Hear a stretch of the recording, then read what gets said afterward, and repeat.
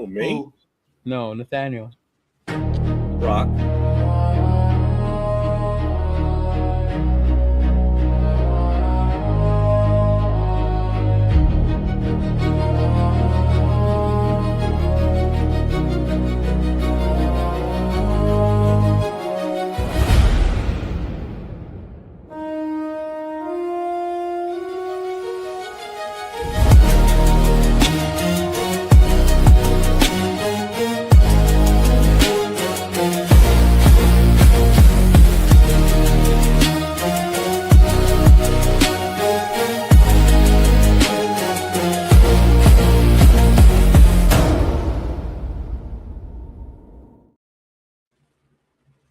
What is up, Raider Nation? Welcome back to the Most Notorious podcast with your host, Raider Will to my side, Leo, Chidolinus next to me. The other end, the new edition, second show with us now, Nate, LV Raider 10, and myself, 401 Raider Jeff. Welcome back, everyone. So, training camp's about to start for rookies on the 23rd. Let's go. Hey, Max reports that day too. Huh? Max has to report that day too. Does he? Mm-hmm. Yeah, because he was injured. Yeah. So there you go. Yeah. So, season's about this close, guys. We're this close. So, in 2 days, Thursday, rookies show up. And then, like I said, the 28th, we've got the veterans coming in. And we're going to be ready to rock and roll. Shows should start getting a little more interesting with some actual real-time news. Up with, player injuries, who's looking good, who's looking bad, whatever. You mean we don't have to talk about signing Von Miller? Yeah, right. Whatever.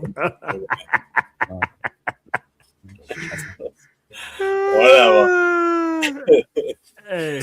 So, I guess we'll start with the biggest part first, and then we'll check with the chat in a second. But I just want to get your guys' take on this. So, Mendoza, it's coming out that he's going to sit all year long. We some of us expected that. I know I did. But let me ask, Leo, I'm going to start with you. Is sitting Mendoza for a full season smart development, or is it wasting a valuable year of a rookie quarterback? What's your take? I think it's a luxury, and Raider fans aren't seeing it that way. A lot of the times when you pick number one, you're kind of forced to start the guy because you don't have nobody else, right? But the moves these guys have been making, they were able to bring someone in that's ready and understands the system and that Mendoza can actually learn from. So you're allowed to take your time, right? Mm-hmm. Now, if he comes out and he balls out in preseason and you're like, bro, look at him, he's ready to go, then by all means. But I think this gives you that opportunity to be patient where you don't have to go out there and rush the kid, right? You can give him a chance to get ready, get the team ready, because we're more than just plugging in a quarterback away, right? We talk about on the show, you got to get the O-line ready. Who's going to step up on the wide receiver? New system, new coaches, right? Everything's new. So to me, if he does sit all year, in my mind, I think I said this the other day with Rundown, that means one, that Brock Bowers is going off, and so was Ashton Genty. And that means Cousins is playing well enough where you don't have to look at putting the kid in. You're allowed that luxury of sitting him back, right? God forbidding something happens to Cousins, he gets hurt or whatever. So to me, it's a luxury. And I don't think fans are seeing it that way. They're seeing it more as a waste. And I get it. As a fan, you want to see number one. That's the only reason I'm going to go to the first preseason game. I think that's the closest look I'm going to get to seeing Mendoza unless shit starts going bad, right? But to me, I don't see it as a bad thing. I think the part that makes me laugh is when you hear he got benched already. Like, bro, he hasn't even started yet. How are you going to get benched where you're not even starting? I've never heard any other team ever say that about their rookie quarterback that they just drafted. We're benching him. What is that? Dude, you got to be a starter to be benched, first of all. So, Well, I'm going to ask you this: what would Mendoza have to show in camp and preseason for you to change the plan and start him week one? For him to start week one? If I'm the coach, bro, you got to show me that you're better than Kirk Cousins in every aspect of the game. You got to show me that you can handle the playbook, that you're out there. And I'd be like, to me, that's a very, very tough thing to do, bro.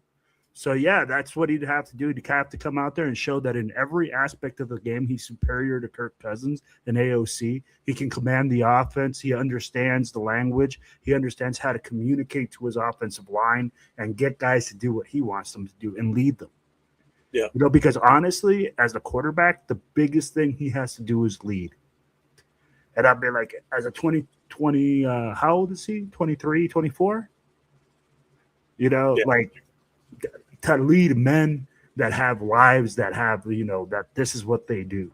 So that's what I got to see from him in order for him to start, like straight from the get. But I don't see it happening. I'll be quite honest. All right, Nate, and I got one for you here. We're going to flip the script a little bit on this. We're going to put pressure on Cousins now. What would he have to do wrong before you would make the switch and put Mendoza in?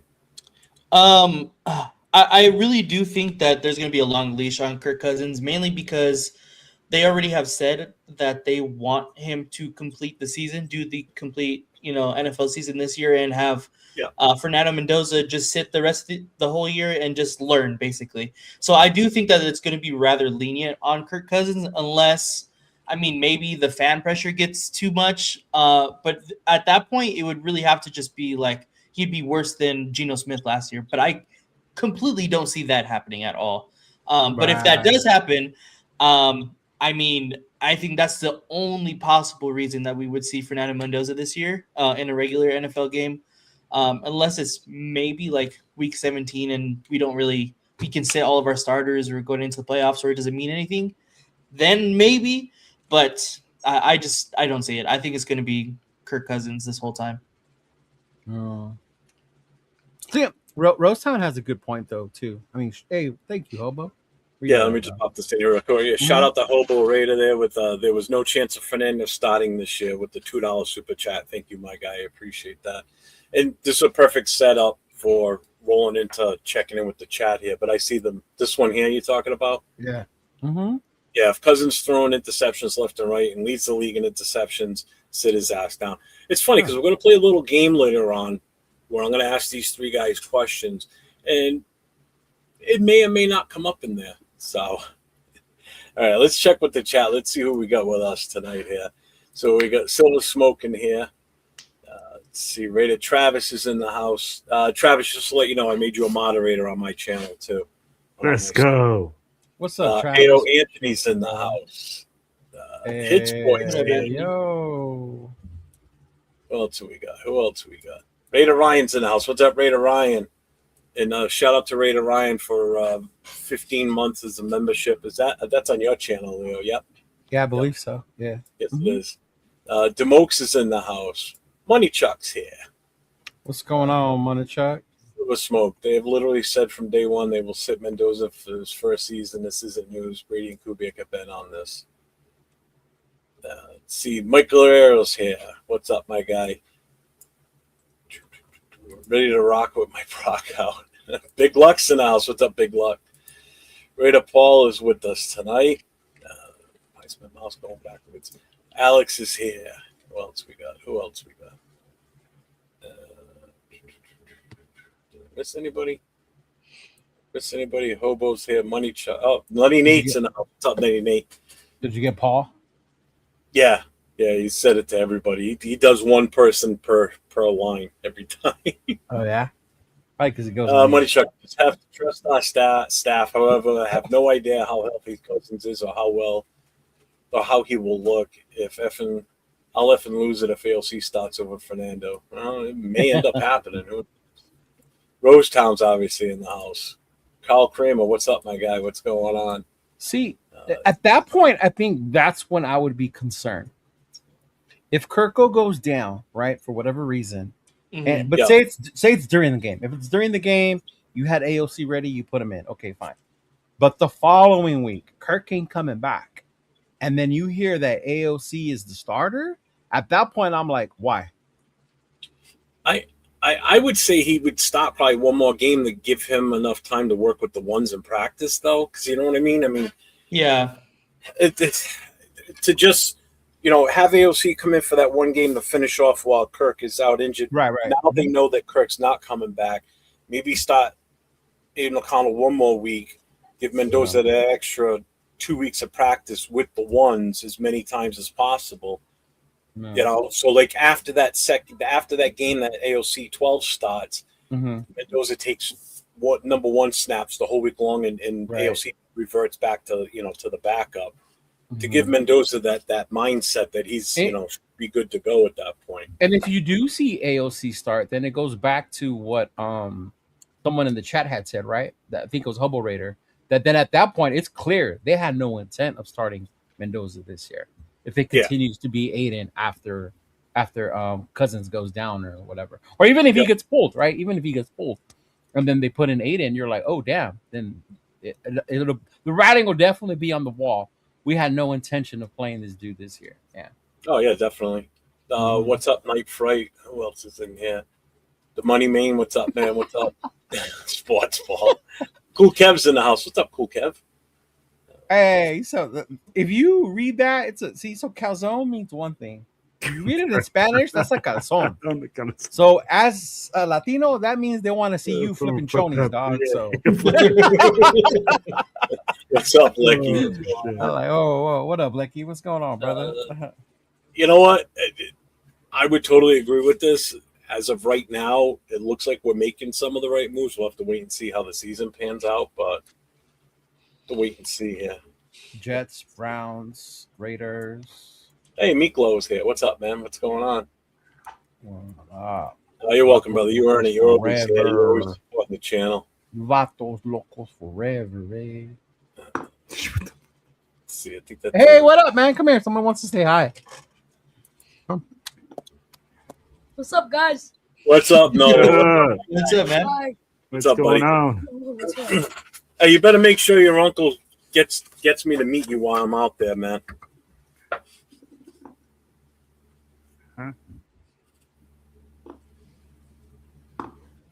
What's he saying? I don't know. No, he's just talking to him because he Yeah, muted himself. Muted you. So I want to hear from the chat. You guys, should he sit? Should he start? What's everybody thinking here? Oh my gosh, bro! Why is this a question? I said What was the question? I missed. What happened? Should he sit or should he start? From the sit or start. What? Come on, dude. What Come show on, are bro. we? No. Will, which show are we on? Huh?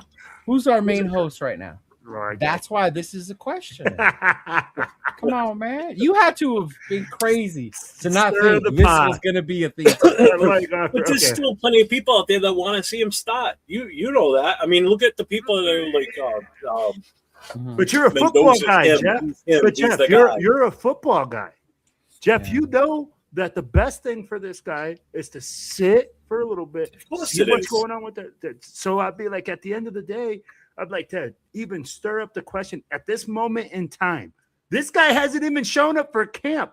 He hasn't even signed his contract. Time out. He has Exactly. been to camp already.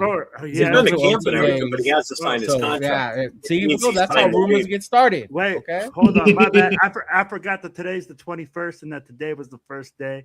No, you forgot there was shit before today that he showed up to. But at the same time, bro, Oh, yeah. nothing has started. I'd be like, nothing has, like, the bets ain't there. OTAs haven't happened. He hasn't done the walkthroughs. He hasn't sat with the coaches, with the teams. So with the rookies. you're gonna base this guy saying being a starter off. I'm OTAs? not, but I'm not going to sit here and tell you nothing has happened. Yeah, but I'll be like, but you can't say that in OTAs this guy's gonna go in and win the job. Why not? You guys are already creating depth charts. Woo! I've seen your show. I've seen Nate and I did. Yeah, exactly. And he's acting over there like they don't do that on his show over there, right? Mm-hmm. Yeah. Bro, he's on the Shout out to bench right Hobo there. Raider with the $2 super chat. He said, "Solution: Raider Will starts this year." Then we're doomed, y'all. And shout out to G Fam with Hey, the top gift five and pick memberships coming on Leo's What up, channel. G fam? What's up, brother? Thank you, G Fam. Appreciate You're the you. man, man. And then yes, memberships are 99 cents until the season starts. Nice. That's how I've got mine set at, and I've had them. Yeah, 99 Mm-hmm. cents. While we're on that subject, also make sure everybody gets over to each respective channel here. If you haven't already, make sure you get over to Nate's LB Raider 10. Hit that notification, hit the sub. hit the like for tonight. Do that for Leo also. It's Chidolinus. And then next to me is Silver and Black Radio Podcast. That's Will's channel. So make sure you get over to all 4 channels if you haven't already and hit that notification and everything. Yeah, because what you see here, whether you like me or not, I don't care. some are more respective than others. Hey. Honey. That's right. Has always been the Sip Mendoza. What's up, Rebel? What's going on? Hey, remember, y'all, we got a new person in Las Vegas. That's our ear to the floor in Las Vegas. He's the one that's going to be our thermometer of what Vegas feels when it comes to the Raider Nation, right? Because he's going to be our eyes and our ears out there in Vegas about how people feel. Because I'm in LA, so it's a little different out here, right? Yeah.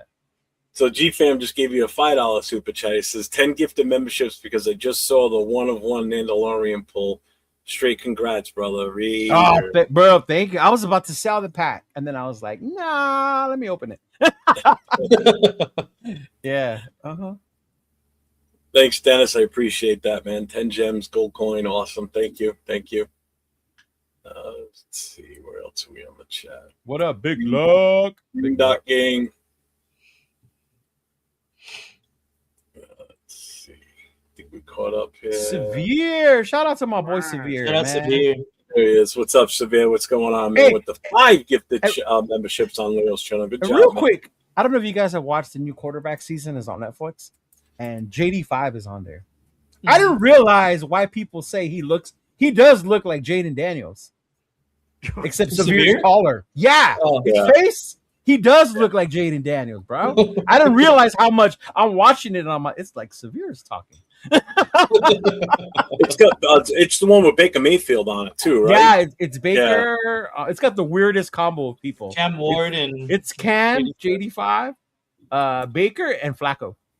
Yeah. Shout out to Sapir with the 5 gifted memberships on my channel. I appreciate you, my brother. Thank you. Well, you guys are kicking ass tonight out there. I love it. You guys are awesome. Thank you very much. So let's get back in here. Let's so Cousins the QB1. Obviously, the battle. There is no quarterback battle. Let's put it that way. I mean. Seriously, did we even think there was going to be a quarterback competition? Right? No, not at all. I mean, like, let's be real. I mean, like, once we signed Kirk Cousins, and with his resume, we were pretty much saying, "Hey, man, this guy's going to pave the road for the next year." Yep. Yeah, definitely. So let's just go right into this then. Training camp battles that will decide 2026. So Leo's not here, so I'm going to ask you first, Will. Are you more confident in the secondary than we were last season, or are we still looking at one of the biggest weaknesses on the roster? This is going to be one of those, like, until proven, right? Because we have a ton of talent there. We obviously got a 4th rounder that was supposed to be a first-round talent. We got safeties in the second round. We got a safety in the second round. We reinforced the secondary. But until we get proven on the field, it's until it's all unproven. Do you know what I mean? It's just saying, hey, these are names on paper. I think that they're better. I need to see it on the field. But on paper, I do think that, you know what, we are better.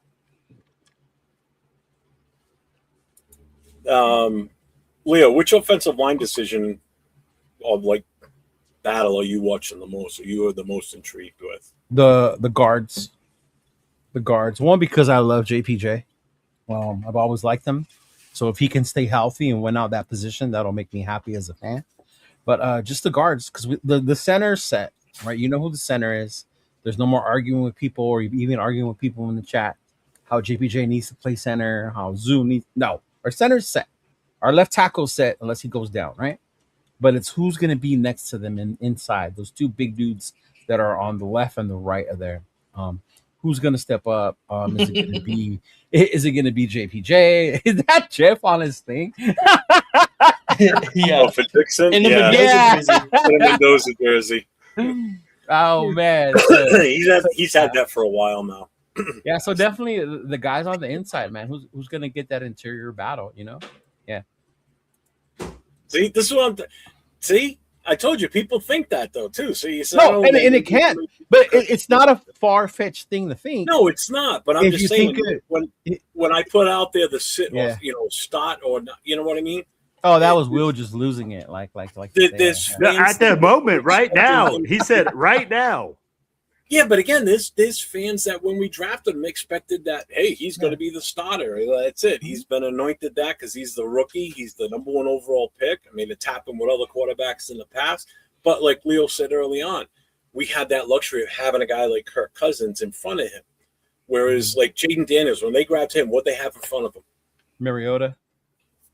When they took what's his name in Chicago, what was in front of him?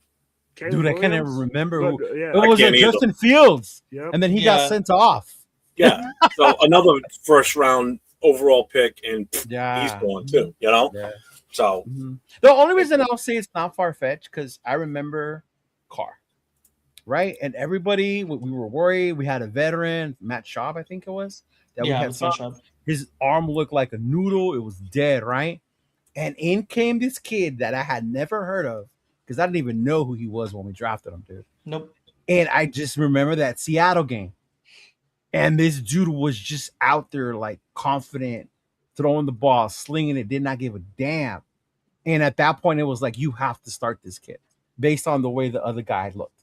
And if that was to happen, then like Paul's right. It's not far-fetched to see that if you see Kirko struggling in the preseason and you see Fernando balling, then I would not be surprised if it was to happen. Yeah. Mm-hmm. So let's go back to the camp battles here with the offensive line. We already know two guys that are pretty much mainstays, and that's going to be Tyler Linderbaum is our center, and Colt Miller is our left tackle. Mm-hmm. So the big question mark is left guard, right tackle, right guard. What do you guys? We'll start with Nate. Who do you see as the maybe the starting five? Like what would be the ideal thing as far as Will? People are naming starters already. You're fine, brother. I like it. I'm just telling Will. He's saying it's too soon. Oh my gosh. Well, we kind of talked about a little bit on our Coast to Coast show. I know three definite positions are already filled, and that's left tackle, center, and right guard. In my opinion, the left guard and right tackle positions are still up in the air. But if I had to kind of guess, I can't see it being those other two positions given to the younger guys on our roster at this point, mainly because Glaze has more experience playing in the NFL, and he's played, decently at times. At least 1 year he's played decently. And now that we actually have a good coaching staff to, teach and actually coach this offensive line, I can actually see them, putting that experience to use. So I'm going to have to go, with Glaze starting at the right tackle spot. The left guard spot is where it's really up in the air for Who's me. the right guard? I don't think Who's the right guard? Yeah. JPJ. Okay. All right. Yeah. Okay. So left guard is really up in the air for me. Buford. Yeah, exactly. I think right now it would probably have to be Buford. Again, just because off of experience alone. But I can definitely see Rodgers taking that spot off of the small amount we've seen last year. Because there is, we've seen flashes here and there. But I think it's going to be given to the experience from what this coaching staff has shown me and said.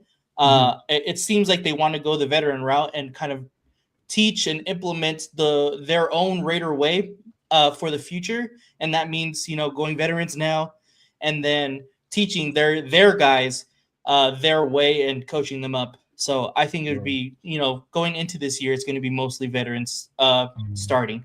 Oh, just to add a little thing to the pot. I don't know if you guys saw or follow him, but our other guard, Rodgers, he is now a devoted Christian. So he's going to add to this Las Vegas Christian Raiders Just Pray Baby mix. because Right. no, he really is. Maybe that's good for him. Maybe that Yeah. is going to lead him to be more focused or whatever when it comes to football. But I just saw his little 8-minute testimony video that he posted on his social media. Yeah. Nice. Good Mhm. for him. See, Yeah. and this is where I stand sometimes too. With 805. with the number one overall pick, Yeah. I'm gonna clip out all year as an epic fail. Can- How I want is to. that? I want to show this real quick Go ahead. too, Throw it up. because I was thinking about it earlier today, and I just wanted to go over it. Let me zoom this in because I know you guys probably can't see it. You guys have old eyes. Man, you know what? This bastard saw me lean in. He saw me lean in, and he's like, I seen you. Yeah, I okay. seen you guys lean in. So this is Okay. every first overall quarterback pick since 1970. I know this is a different thing, but I just wanted the list of all the guys Uh-huh. and going through all of these players. Obviously, Number one? Obviously, Or first? Fernando Mendoza, we don't know yet, right? Right. We are Mhm. assuming he's not going to start. But every other Mhm. guy that I've read in this list has started either a majority or Or some. mostly all of the games was what I'm trying to say. So Fernando Mendoza we know is not. Cam Ward started majority. Caleb started majority. Young, Lawrence, Burrow, Murray, Mayfield, Goff, Winston, Luck, Newton, Bradford, Stafford, Russell, Smith, Manning, Palmer, Carr, Vic, Couch, Manning, George. Aikman is the only one I don't know or remember if he started majority or He not. did. His first year. He He did. did. He Okay, did. there you go. He did. So Mhm. Testaverde, His first year Elway? was 1-15. Elway did. Elway, He got I benched, know. and then he came back. Yeah. yeah, but he started majority. Yeah. Bartowski, Plunkett, and Bradshaw. Since 1970, all of the first overall pick quarterbacks have started the majority of their games in their first season in the NFL. This is the first year since 1970 that will not happen. But Well, let me ask you now like this. if he Hold on. doesn't play, you're He's not assuming going if to he play. does. No, He's but not going here, to play. At all. but is that I mean, a bad again, I assume it is a bad thing. And I know we're going to go with this because quarterbacks have sat behind, other first round quarterbacks have sat behind. Right. So the main people that I've seen that, Hey, what's are up, brought Sergio? up are Rodgers, which my first thing is you're not going to bench an MVP Super Bowl winning quarterback in Brett Favre over Aaron Rodgers, who you just drafted. So that right there is, I'm not doing that. But So Rodgers that wasn't is, number one overall. Alex no, Smith I was know, number one, but I'm yeah. saying other first round quarterbacks. Hey, you didn't put Alex Smith up there, Alex Smith is here. is he? Oh, okay. Yeah, he's somewhere down here. Where is he at? Okay. Right Yeah, there. he's here, right there. Okay. But he's there. Aaron Rodgers, I'm not benching Brett Favre for. Tom Brady was a 6th round pick where he was not even supposed to become Tom Brady. I was going to say, when people bring up Brady, can we remember that it wasn't like Brady was drafted to replace Bledsoe? Exactly. No. Bledsoe got hurt. Exactly. Brady took over, and his work ethic and all that other stuff. If whatever. Bledsoe didn't Yeah. crack his sternum, Mhm. Mhm. we would not know who Tom Who Brady was. knows when Tom would have ever got a chance to play? If he would have even ever got a chance at all. Yeah. Actually, yeah. if it also wasn't Who's that? if it also wasn't for Bledsoe himself in the playoff game telling Tom Brady to just go for it at one point on the sideline, Tom Brady went against the play that was called, and Bledsoe had told him, just go for it. Don't even listen to him. Just go for it. Get the win. Mhm. And he did, and he got the win, and then everything just escalated from there. Mhm. Right. Mhm. So you blame Bledsoe for the injury, number one, running when he shouldn't with his Oh, cement. was it against the Jets? That dude drilled Bledsoe. I thought Yeah, Bledsoe against the was- Jets, yeah, got right, hurt. hit him right smack dab in the center of the chest. Yeah, I remember that, bro. Woo. Nate, Bernice messaged you. She goes, "We missed you and Callista this weekend." I know. I wish. Honestly, if we didn't come to Vegas, we would have definitely 1,000% been there. Yeah, man. I You had to already go with her know. to the restroom. She needed her bathroom buddy. I know. I know. Next year we're gonna plan it out a little bit more. I was A chilling little in my better, for beach sure. chair. She's like, "Hey, come with me to the bathroom." I'm like, "What?" Like, So right up man. Paul next to center, that would mean he's a guard. So Yeah, money. Yeah. Those are the David positions. Carr did, not Derek. David Carr did. Yeah. Yeah. uh, But the only person that I think is a valid sit was Patrick Mahomes that I can think of at the top of my head. I mean, this is just me going like off of the top of my head. The only person that I can think of that was like valid first round pick, sat behind, possibly someone that he was better than, is That's on your Patrick channel. Mahomes. And that was the only time. I mean, you guys can, correct me if I'm wrong, but that's literally the only person that I can think of that was actually in this a similar situation than us. Yeah, that was different though, because that team was already winning. They were already doing playoff runs, and that was insert a quarterback type team, and let's do. And then that just went like a whole right, exactly. Yeah. Mm-hmm. So, I mean that. Besides that, and I wanted this to be clear too. I think that it is smart for us to sit Fernando Mendoza for a year. Oh, I was about to say. I was like, wait, hold up. No, I think it's smart.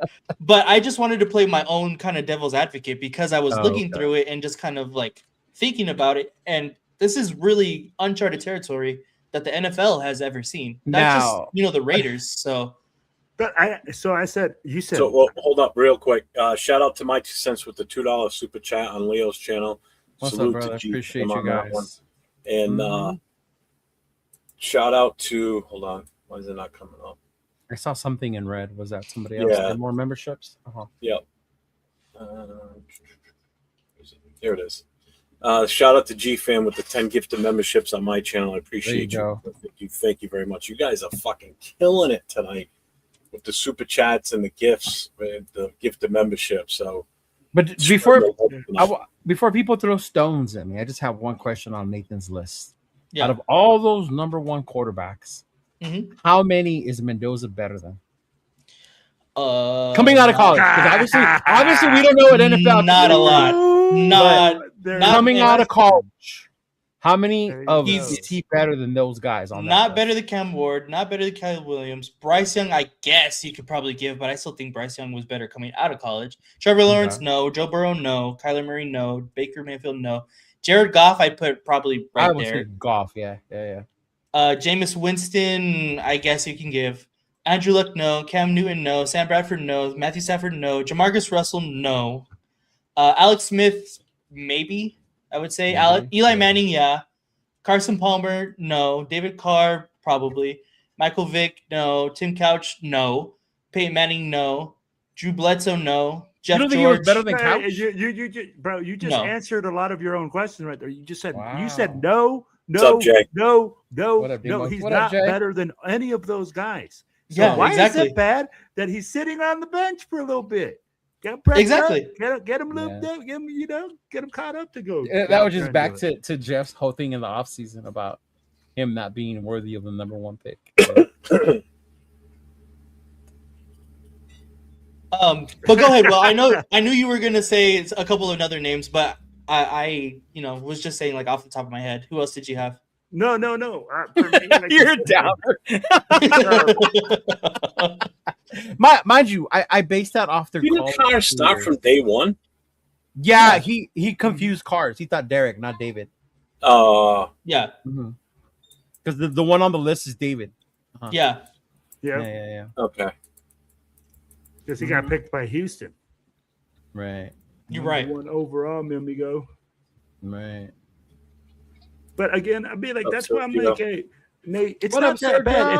If he's not ready, I'll be like, bro, then I'll be like, have him sit. Like you just said it. Hey, you went down your list. At the end of the day, he's not better than even half those guys on that list. You said Jamarcus Russell. Nope. Jamarcus Russell, I could probably give. I mean, off of just like. No, Jamarcus got away with college at that time. The talent level was very certain schools only, right? It's not like it is now. This was years ago. It was not like it is now. And Jamarcus had a cannon, bro. That dude, all he had to do was just from his knees, 80 No, yards. really though. Yeah. He was a physical specimen. Let's see. We don't have to sit Mendoza free. He can go in and get a few snaps. O-line holds up. Good enough. He needs real-time experience. Oh, he definitely needs real-time experience. I mean, he's going to get it in the preseason. You know, they're going to play the shit out of him on the place. Right. I hope so, honestly. The part that gets lost, too, though, is what's up, Raider Ben? We think the only thing you learn is when you're on the field. But when you listen to them talk about what he's learning from Kirko and them, it's the preparation, the film work, right? That's the stuff that Jamarcus never did, y'all. Exactly. Right? That's the stuff he never did. And that's what we don't want our guy to do. So I think that's the part where you got to let him learn that stuff, right? The playmaking, you either going to have that on the field, you're going to feel it, or you're not, right? You're going to be able to do it. But it's that other part, the film study, the knowing of the breaking of the defenses, where to go, the play calls, all that stuff, man. So, yeah, that's the part I think that gets left out when it comes to the experience he's going to get besides just on the field. Yeah. Yeah. Exactly. Shout out to Demokes with the gift of membership on my channel. I appreciate you, my guy. Thank you very much, man. Money Chuck said, good channel, good panel and chat tonight. Coach is in the house. What's up, Coach? What up, Coach? Remember, if you see Coach, So even he's the best normally sipping on draft. here comes what's his 805. name? 805 with this Ty Simpson. Ty and, Simpson. yeah, I love it because you see that from him, and the next message right after that is Mendoza, the best QB to come out of college since Joe Burrow. Oh, yuck. Oh, yuck. Nope. That is insane. Shout out to Demokes also with the one with the gift of membership on Leo's channel. Damn, Also. Cheeto. yeah, Ricky bro. Diaz, what's up, man? What's going on? I was a big hater on Cam Ward, but that had more to do with the jersey he wore in college, right? Yeah. As a gifted quarterback, and you watch the QB show, some of the throws this kid made, like Jesus Christ, like that's why he was taken number one. Yeah, I said I would never say that. I would never say I told you so. And I haven't yet. Where was it at? There was a couple more names that even Caleb. I'm a Notre Dame fan. Even Caleb. I couldn't stand him in college. Yeah. People look to point out how sitting QBs is the way.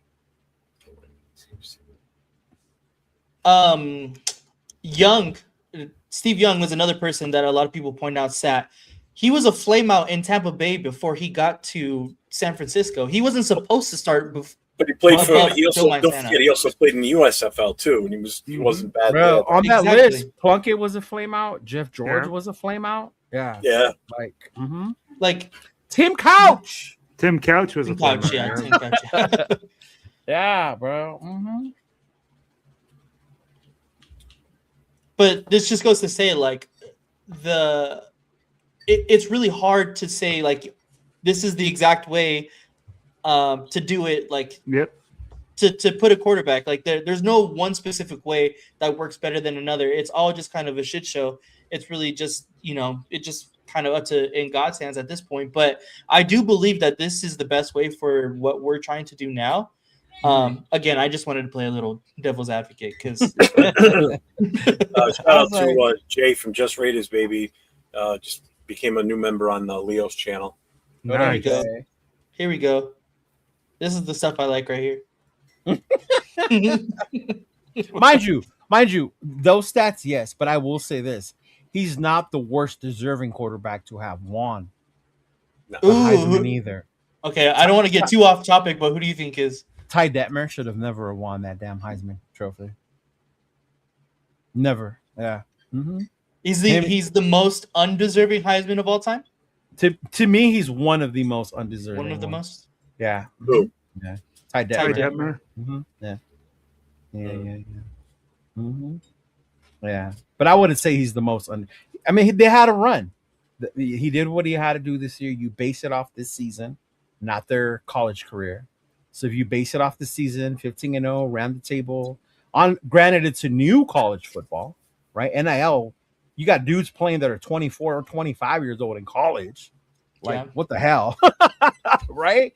It ain't like Indiana recruited these kids out of high school and got good all of a sudden. Like, they got this guy down there that owns a basketball team in Dallas that's writing checks.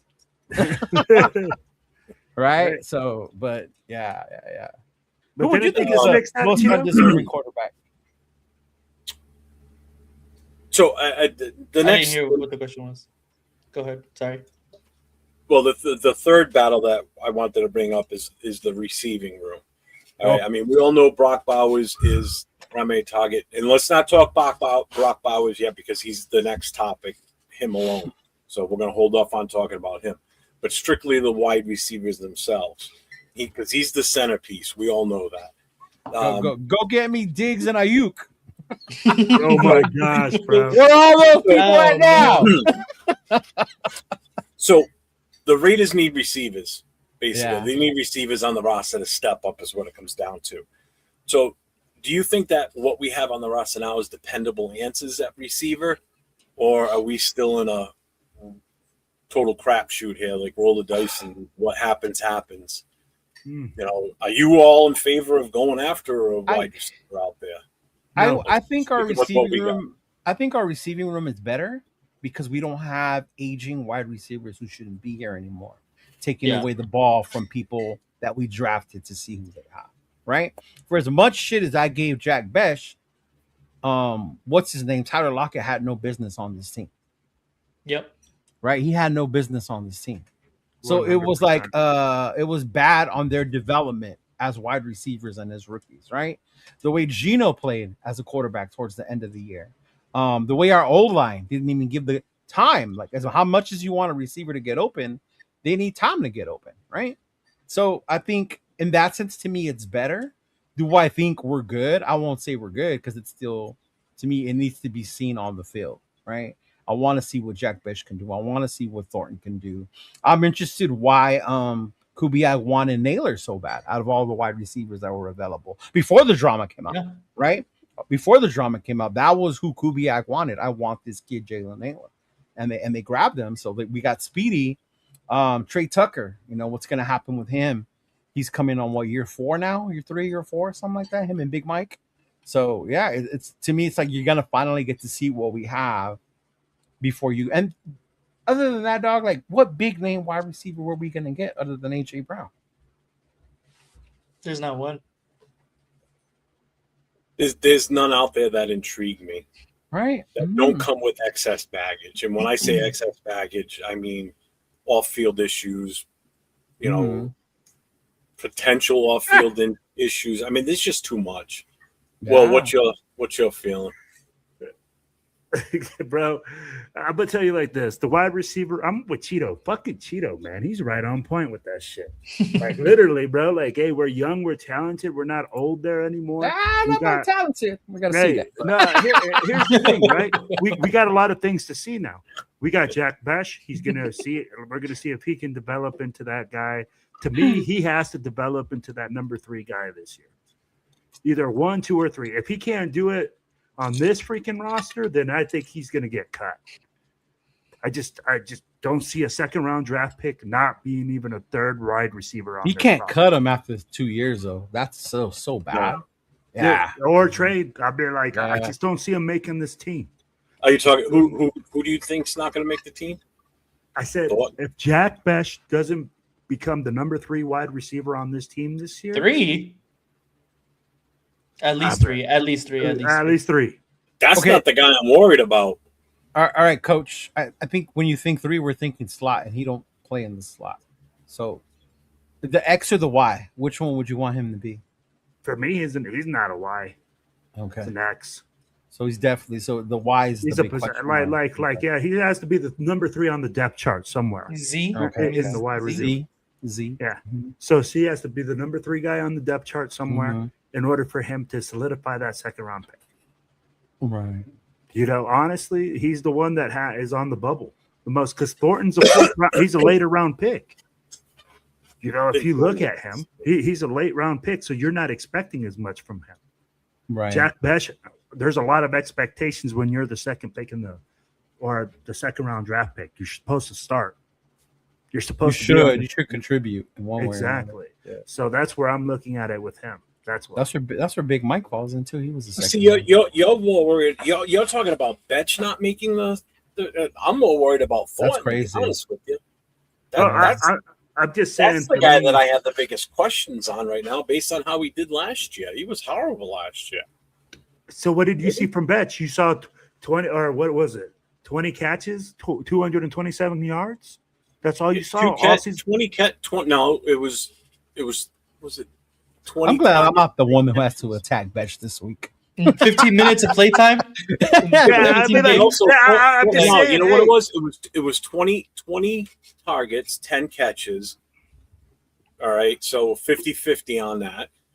And Thornton was 30 passes, and he only caught 10. Okay, so you went. Granted, Okay, they weren't all his fault, but the majority of those hit him right in the hands. I get what you're saying, but where was Thornton drafted? 4th round. 4th round, right?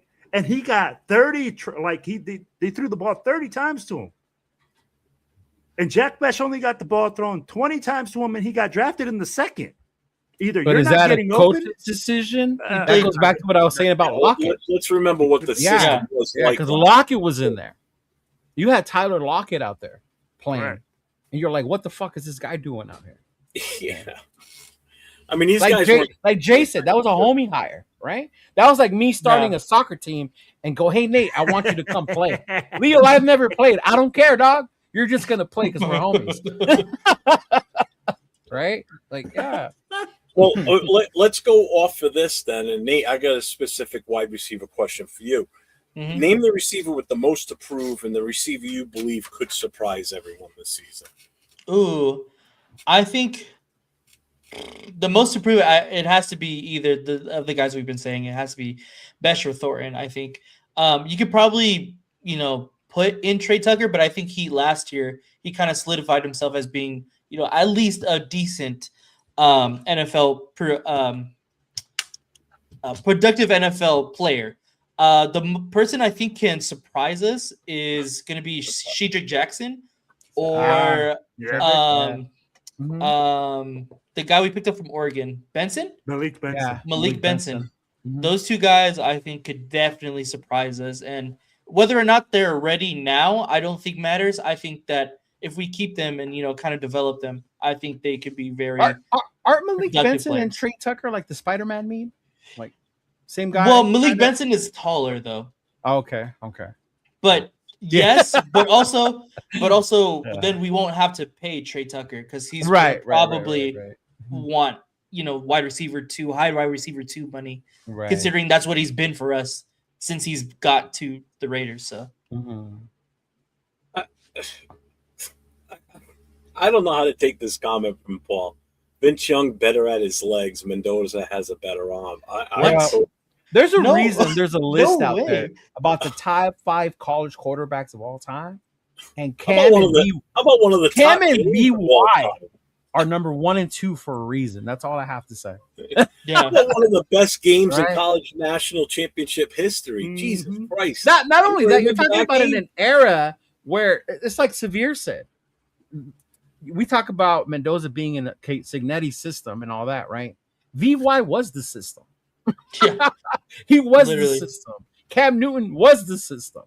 Like that was completely different. And VY had an arm, bro. You're crazy. Yeah. Much better than Mendoza's. I'm not gonna lie. Yeah. Stronger. Now accuracy, maybe you can say Mendoza had better Yeah. accuracy. Yeah. Mhm. Oh, Paul, man, you're reaching here. I'm sorry, but Remember, hey, Gino Vic. He y'all, maybe that's all I acts gotta like say. him. He Later, acts Raiders like fan. him, maybe Take care, man. dorky. No, Because dude. he's studied. Brady's not dorky, y'all. Y'all Yeah, don't Brady's understand not Brady. dorky. Brady is not dorky. His physique may look like it, but he's a cocky mother. He walks around with some swagger. I've seen a side of Brady in the WWE universe that I have never seen before. Like this dude is like, I didn't realize he was like that cocky. Like, yeah. So while we're on the topic of wide receivers, I know this has been kicked around, and I really didn't have a topic for this tonight, but now that it came up in the chat, I want to address it. We'll start with Will. Just give me a short take on you for it or against it, or is it stupid to even think about it? No, stupid. It's stupido. Stupid. No. Bro, the contract is too massive. Trade for Justin Jefferson. The contract is too massive. We wouldn't be able to retain any of our players that we want to sign here in the near future. We're not one player away from winning the Super Bowl. You need a guy to get him the ball. We need an offensive line. Bam. Fuck that. Yeah. Leo? Yeah, I mean, I'm gonna do it in Madden probably. yeah. Once my Makes Madden sense, gets here, yeah. I'm gonna go out there. I'm gonna add Justin Jefferson to my team. I'm gonna go to the 49ers, pull Mike Evans away from them. There you Add go. him to our team. But man, no, it's like you said, the contract is too big. It's too big. If we were like in a situation like the Rams, right, where you just got to add one piece here to make you that next, then yeah, but we're not there. They're We're still still gonna lose. building. They're not gonna win the core, Super man. Bowl. You're just being a hater. I hate them so much. I can't believe they got Myles Garrett. I'm so pissed. They're gonna win 2 times in their own fucking home. So crazy. Talk about rigged, huh? I know. So Nate, what's your take on that with Jefferson? Yes, Yeah, no. I mean, hypothetically, like without contracts, and obviously we would want Justin Jefferson. I don't think that's a question, but having to, like Will said, retain the contract as well as the trade package that it's going to take to get him. Right. That's leveraging our entire future for one player, and that's just something I will not be able to do. Hey, can we just add that the trade that's out there has Michael Mayer in there? Who says Minnesota wants Michael Mayer? Yeah, Exactly. I've seen that. Like, See, I got to agree with Will in the way Will Mhm. worded it, and I think I said it because Peggy Holmes posted something, and I said this, and this is something you do when you're that one player away, something that puts you just like the Rams. Okay, so the Rams went out, they traded, they got Myles Garrett. That's that one player that's going to help them get over that hump on defense. Justin Jefferson would not do much for us other than complain about not getting the catches and this and that, because you know what's going to happen. That's part of the reason he wants out of Minnesota in a way that this is even rumors kicking around. This is what a team does when they're that one player away from getting over the hump to winning the Super Bowl. Not when you're still trying to rebuild. We're still in the ground level of this rebuild, because it's a rebuild, whether anybody wants to agree or not. We're on a youth movement is what's happening. and that's good as a Raider fan. Of course it I'm is. excited for it. Yeah, I mean, if we were in that position where we're that one step away and we just don't have that wide receiver that can stretch the field, and that's what you need. You need the offensive firepower with the wide receiver to stretch the field and keep the defenses honest. Now's not the time for that. And the contract, like you guys said, it's stupid. I think it's the worst thing that you could possibly do. So with that, we're going to move on to actually, I want to bring back to this too. The secondary battles with the rookies. What up, Roy? What up, homie? McCoy's health, trade-in Stooks, Mike Washington fighting for the number 2 running back spot, and then Malik Benson trying to secure a spot. Who do you think out of those guys has a better chance to really step their game up and have like a major impact out of that group? Who's the first 2 people you said? It's McCoy and Trayden Stooks. Oh, McCoy. Okay. Defensive side. And on the offensive side, we're looking at Malik Benson, a wide receiver, and Mike Washington. To me, it's Stooks. I think Stooks is going to come in and play the nickel spot and be very, very good. I know if you look back at Leo's reaction to it, I don't think he thought that. But, I'm sorry. I know that video is just funny, Leo. But I think Trayden Stooks is going to be perfectly fine at the nickel spot, and it's something that we were, looking for. And especially since this whole time Teron Johnson has been kind of up in the air, we don't really know if that was a good trade or not. It's true, too. More than likely, it's a good thing that's going to happen. I hope not. But I think Trayden Stooks is probably going to give the most immediate impact. But long term, if McCoy works out, that is going to be an absolute freaking steal. Absolute steal. If McCoy stays healthy. Yeah, and I really like Washington as well, but obviously that's Ashton Genty's spot. So I think the most immediate impact right now is probably going to be Stooks. So let me ask you this: if Stooks stays and he starts, does that mean Johnson's off the team? No, I think more so it's just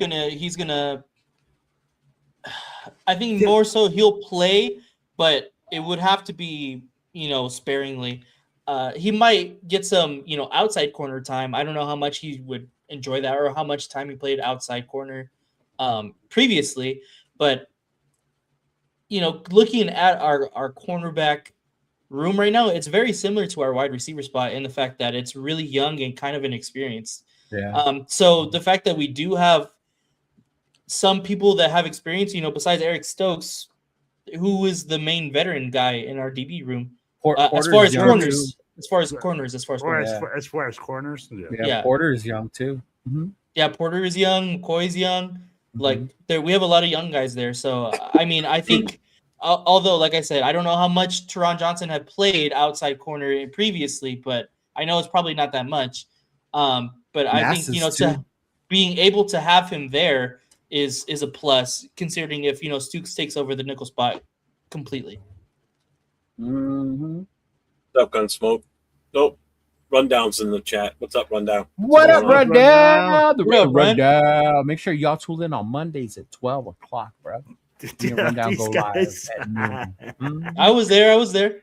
Yeah, you were. Yeah. All right, so Nate took care of the cornerback issue. Leo, I'll ask you about the Malik Benson. What's your feeling on him? Do you think he's got a shot to have an impact? He does in a Kubiak system, and that's what I like about him. My only hesitation is not being that Raider fan that thinks every 5th, 6th, 7th round pick is a steal, and he's going to be a superstar, right? Because that's a pattern we fall into as Raider fans. Yeah. You think about Dylan Lobby, CMC 2.0, right? Yeah. Touchdown Tommy. Like, come on, bro, chill. Yeah, that faded out fast. Yeah. Huh? Exactly. Yeah. So, and Malik Benson, because he got drafted so late, yeah, he can be a steal because he's got speed, he's got hands, right? But I think my thing is in a Kubiak system, can they utilize him to his strength? I think that's my thing with Tucker. I think we ruined Tucker by not utilizing him to his strength and trying to line him up on the outside like he's one of these big wide receivers. Mhm. I don't want them to do that with Malik can ball, bro. If you saw him at Oregon, like shout out to Joe. Joe Morley's a big Oregon fan. Like he's always reminding me, like, remember that game? Remember this game? Remember that game? Benson was the only one that scored that game. And I was like, yeah, he was. So Malik Benson can ball. I'm but surprised he fell as far as he did, to be honest Yeah. with you. Yeah, I was thinking. I think when we were doing the whole draft, that we were thinking like fourth, fifth rounder, right? Not Yeah, as far something as like it that. dropped. Something in that range, Yeah, yeah. something to that nature. Yeah. Mm-hmm. Yeah. So All right. definitely that. Let me ask you And guys, Will, okay. with Malik Benson, because I don't know much about him, right? You Do need you to start guys watching think- college ball, bro. Bro, by I NCAA. hey, usually I work Saturdays, so I'm like, it's Here we hard for me. go. Hey, some of us have to work on that day, bro. No. But yo, let me ask Yeah, you it's a guys work this. day for me too. Hey, can he make an impact on special teams? Is he one of those guys that you can put as a kickoff returner? I hope so because we haven't had yeah. one since Jacoby Ford. But then even that game has changed. It's not the same anymore, Yeah. Yeah. Yeah. Will, what's your take on Mike Washington? What do you think his impact's going to be? I think his impact is going to be a 1-2 punch, right? He's going to take not a bunch of freaking reps from Genty because Genty's are true, like they're going to use him as a true workhorse back, but he's going to come in special packages. He's going to add a different dimension to the offense. He's a guy with great speed, right? I don't know about if he's going to be able to see the hole. I don't know how you're going to be able to read it. That's still to be told, right? To see like, hey, what's going on? How's his coaching and how's his development going? But when you're talking about a complementary back, a guy that does a little bit of different stuff than Genty does, I think he's a complementary back to him. Yeah. When you look at it, Yep. I'm like, it's a 1-2 punch. So Severe says only 30% of drafted players make meaningful contributions to the team that drafted them. Most of the players will fail. Yeah, Yeah. true. Yeah, Success very true. is not good. Yeah, that's what trips me out. Like, oh, we got to steal in the 6th round. And it's like, bro. The one I will call a steal was McCoy because of the injury. He happened to fall as far as he did. Well, you Yeah. know his Mhm. potential. That's the thing. You Yeah. saw what he did when he was healthy, and Mhm. it's definitely one of those low risk, high reward. That's how I looked at it. If we would have taken him in the 2nd round, now that's high risk, low reward because Mhm. it's still a big question mark. Where we got him, I thought was actually perfect. So I have no worries with that one at all. So we're gonna move on to the next one. How do you feel about Washington? Yeah. I still think he's gonna steal a lot more than people think from Genti. I just have this feeling. I just do, because I still don't know what this offensive line is going to look like, and I think he would be better suited with a weaker offensive line than Genti. I think Genti needs that offensive line to create the space for him to run, and it proved last year. So if Genti had a weak offensive line last year and almost got 1,000, how is Washington a better fit than Genti? Yeah. He's faster and he can break it to the outside a lot faster. Is my feeling on that. Yeah. Oh no.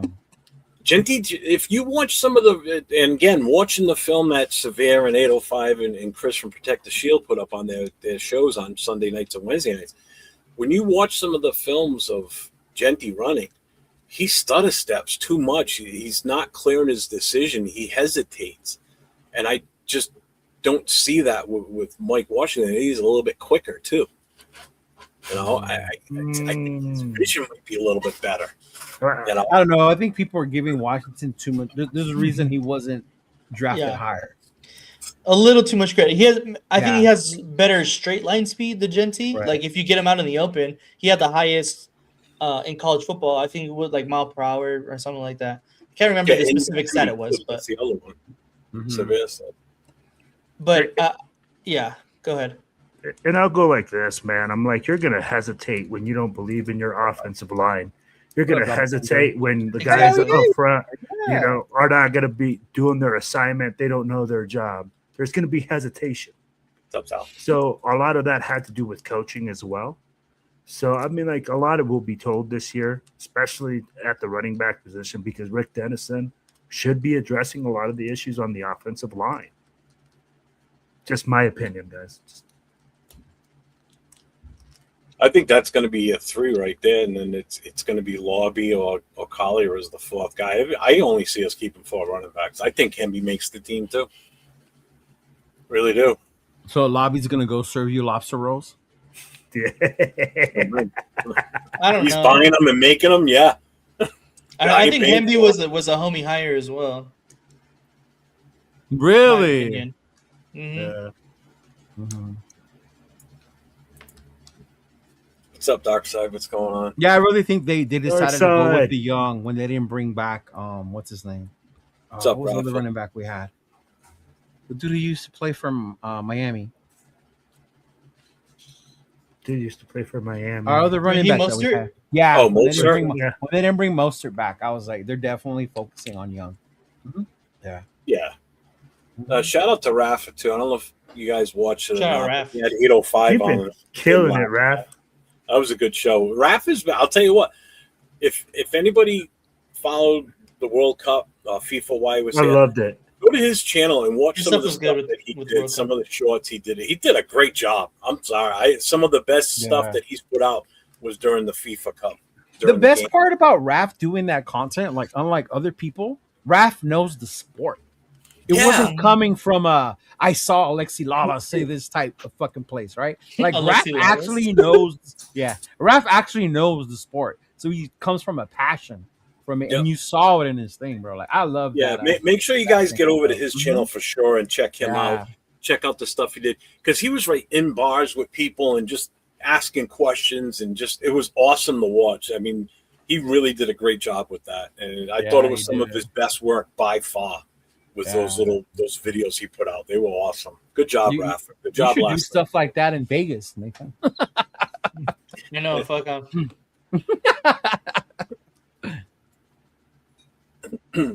Raph So is not a Panthers fan, bro. Nah.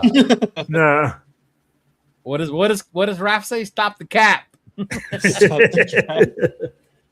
the shout out to Anthony Predator. Predator. Let's go, Predator. I appreciate you, my guy. You're the man. Can't wait to see everybody, man. I can't wait to get out to Vegas. I am so excited for this. Let's see. Am I caught up yet with the chat? Jesus Christ. This fucking chat is flying tonight. Doppelganger says 2 running back sets. Genti knows he's number 1, but he's not afraid to block to create the random lane. Could be. Dude, don't forget the fullback. Yeah. I Good mean, like, fullback, y'all. Well, and I said Yeah, this but once we got before, Hayward. too, that I mean, he's kind of like a forgotten commodity out of this. Mhm. You know, that fullback with Cam Hayward, he has the potential to be a dark horse in all this because we know he can catch the ball. He started in the league as a tight end, Yeah. you know, and then they transferred him and transformed him over to a fullback, and he was successful when he was with Pittsburgh. And he's obviously going to be a great fit in Kubiak's type system because that's just the way he likes to play the ball. So Yeah. Severe says, if I draft a running back at number 6, I don't want to hear about what they don't have or what we need to give him so he can be good. I want to see results. Create your own success on a consistent basis. And true, you drafted a guy last year, number 6 overall. You expected him to be able to make plays no matter how bad the quarterback play or offensive line play was. We're You draft coaching. anybody that high, you know? Yeah. Yeah. Oh, okay, but it doesn't apply to Fernando Mendoza. Oh, Yeah. it definitely should. I'm not going to give him excuses either. Yeah. I mean, like, it should be straight up across the board to every single guy that's drafted number 10 and higher. I Mhm. purposely made sure that I didn't add any Max stuff to tonight because I didn't want to bring Oh up my any God. Max drama. But what's the percentage chance is there? What percentage is there that Mad Max is traded this season?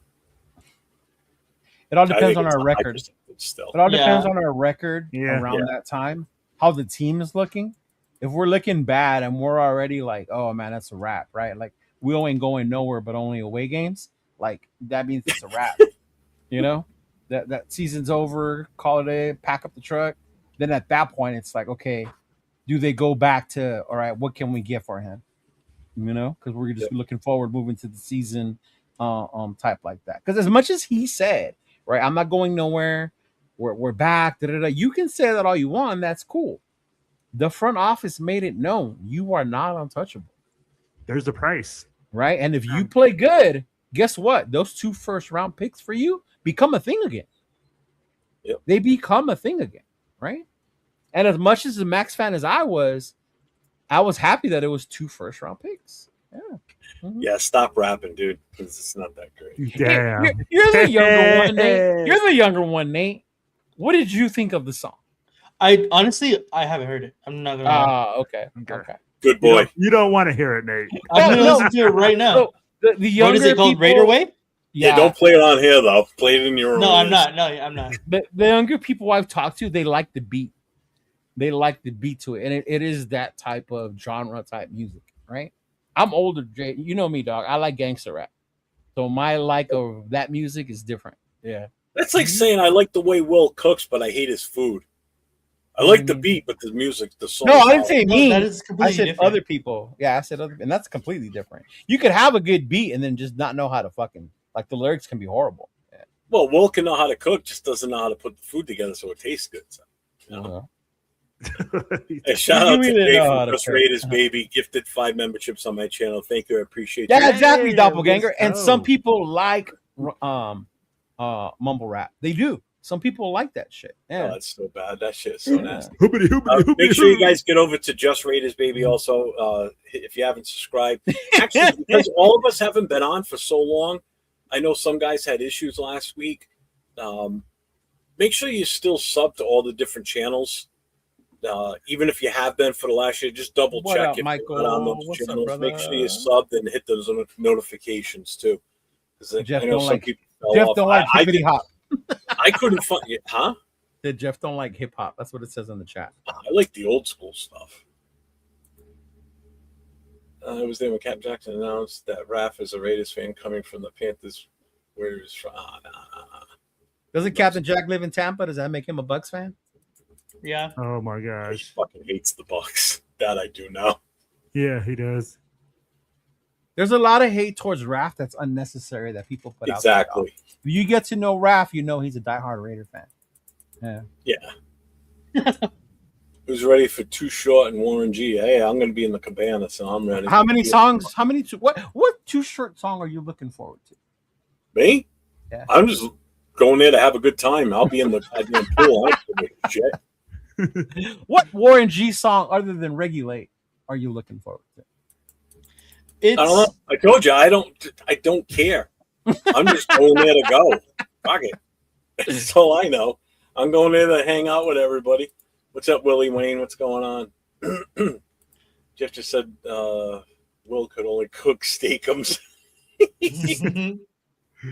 the song is okay. It's not like offensively bad, but it's not Right. great. Yeah, Heavy D and the boys were good too. Oh my God, the girls, they love me. Oh, I can't stand Bob Seger is one of my most despised musicians. I cannot stand Bob Seger. Just like You don't I like can't, Bob Seger? I can't stand Meatloaf What is- songs or Bob Seger songs, and I will tell you why. Because when I used to work at a nightclub as a bouncer, I would hear "Paradise" by the Dashboard Lights. I don't know how many goddamn times, or name any Bob Seger song. I would hear them multiple times a night, and I hated it. If I was inside, I'd hear the song. Then I'd go outside What and up, go. Caesar? I'd go outside for the block party side of it, and I'd hear the song again in 20 minutes. Go back inside, then I'd hear another one. Like, I hated I'm it. trying to figure out what clubs you go to that play Bob Seger. Bob Seger, yeah, that's what I was gonna say. There's a place called Shabooms. Yeah. Shabooms. Shabooms. You not- Dude, we're talking back in the 91, 92, 93. What up, Micah? Hey, what up, Caesar? I get the hat from The Nation, bro. The Nation brand. That's where I got the hat and the shirt, bro. What's up, Can you Alon? give them a follow. Jeff was a bodyguard for Death Row. I don't think so. I can Jay, see Jeff what being like Bruce Willis, like that bodyguard. Like, I hate rap music. with You the remember that 550 movie? memberships on Leo's channel. Thank you, Jay. Hey, thank you, brother. Thank you. Shaboom sounds sexy. Shaboom. It does. I was like, that sounds like the boom boom. Well, bro. there was one in Providence, there was one in Hartford, Connecticut, and then was one in Worcester. and okay. It started off as like it would play like 50s and 60s music. It had a much older crowd. So current And music. on the weekends during the summer, we would have block parties where we would section off a whole section of the parking lot, and the music then would change. It would be a little bit more up to date type dance music and shit like that.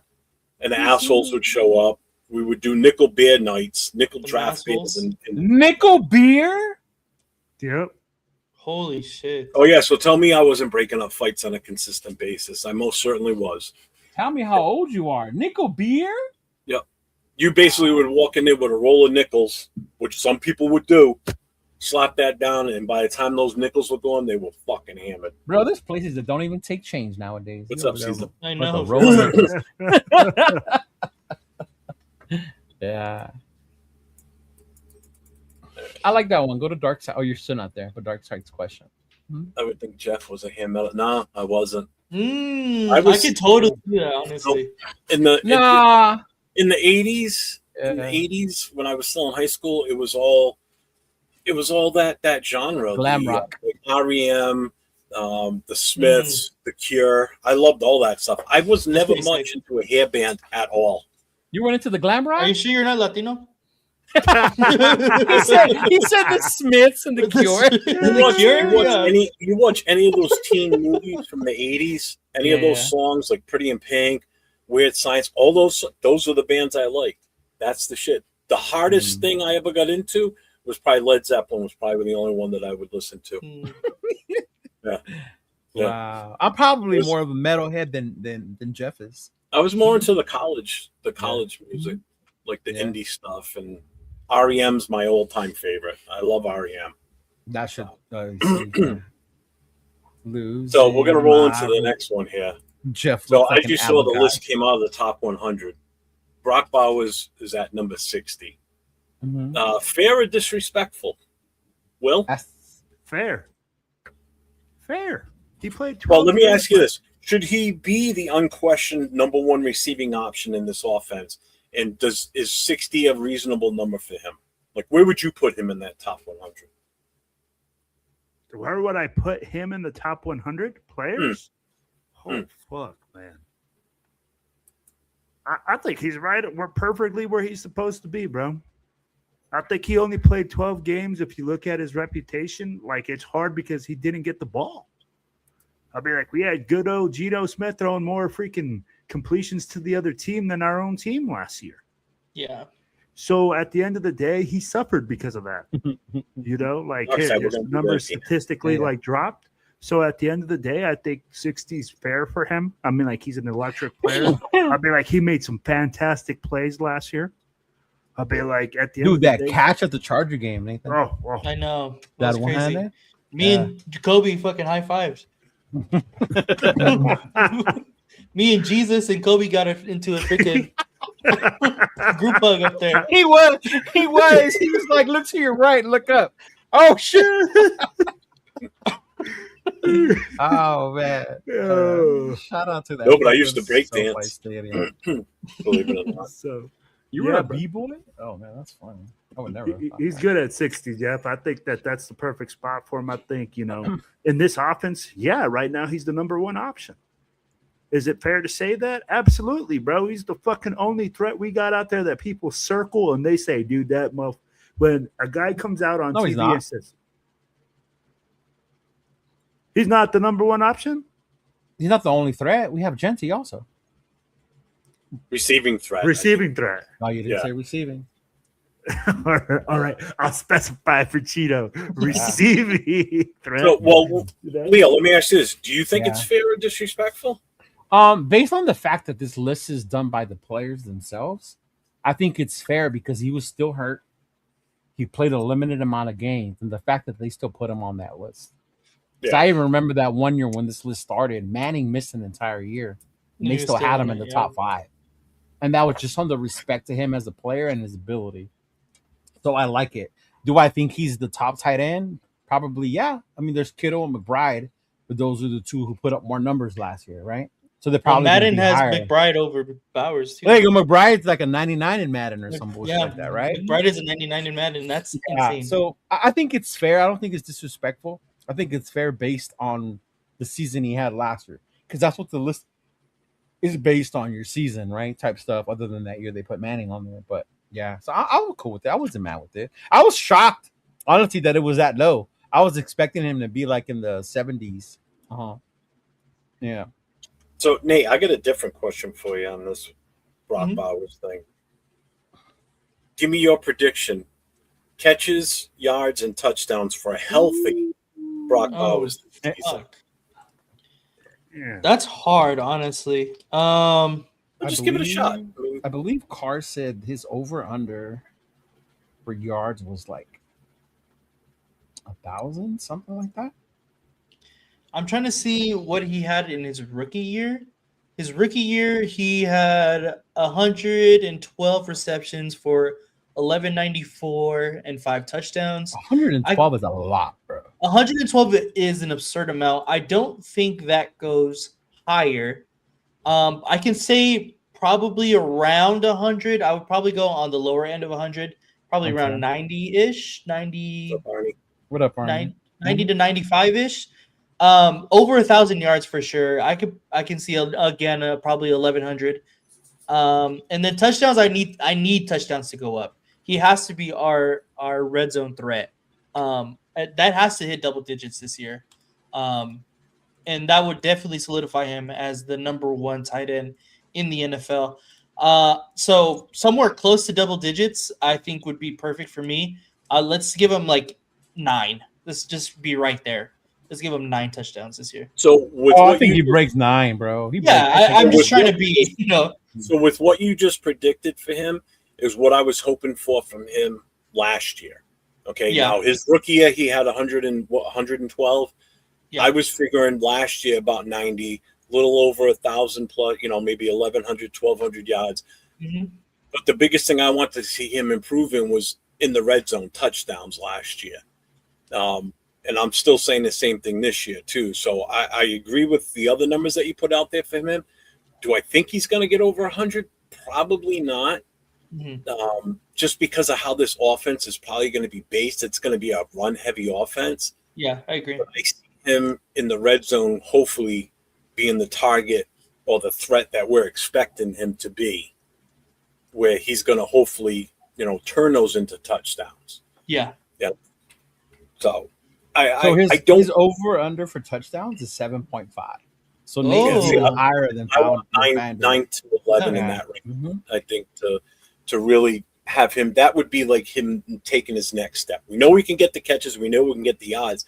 I want to see him get touchdowns. Oh. You know, that's what I'm looking for, to be honest with you. 7 makes sense considering he had 7 last year. 7.5 is the line for him.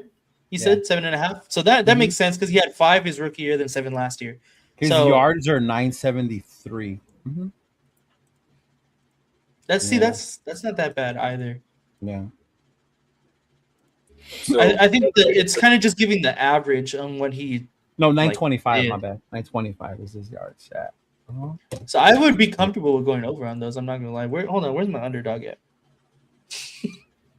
Well, I brought up FanDuel because when I watched the Derek Carr podcast, they always go over the fan. They've been going over the FanDuel over unders, like the Genty one has him at like less than 1,000 yards. And they're like, that's insane. Really? That's crazy. Yeah, that's crazy. Yeah. Mm-hmm.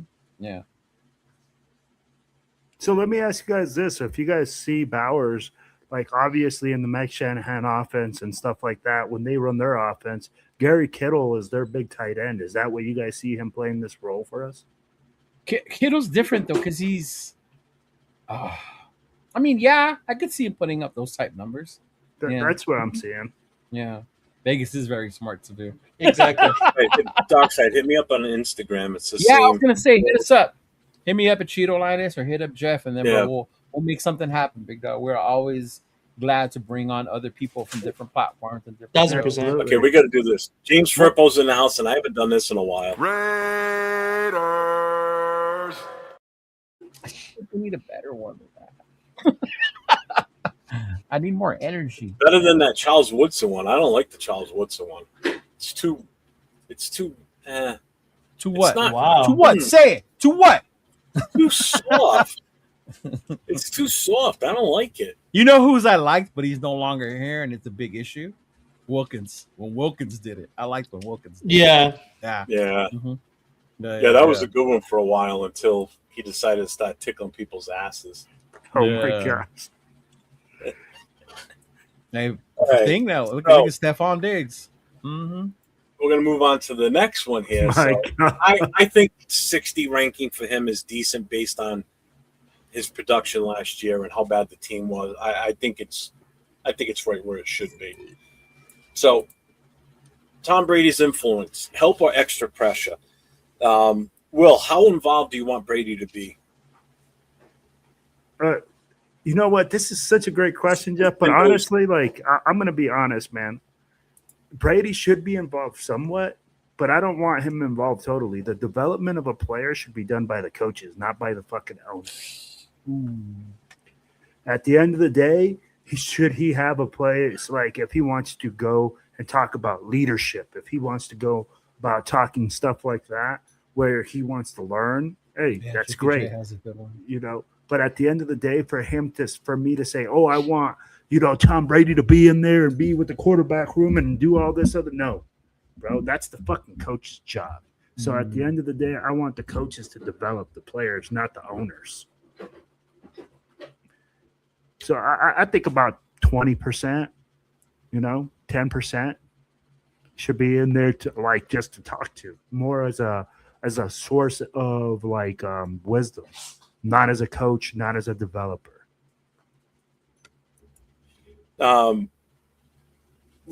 Nate, does Brady's presence reduce the pressure on Mendoza because he has an elite resource, or increase it because every move will be compared to Brady's standards? That's a good question. I think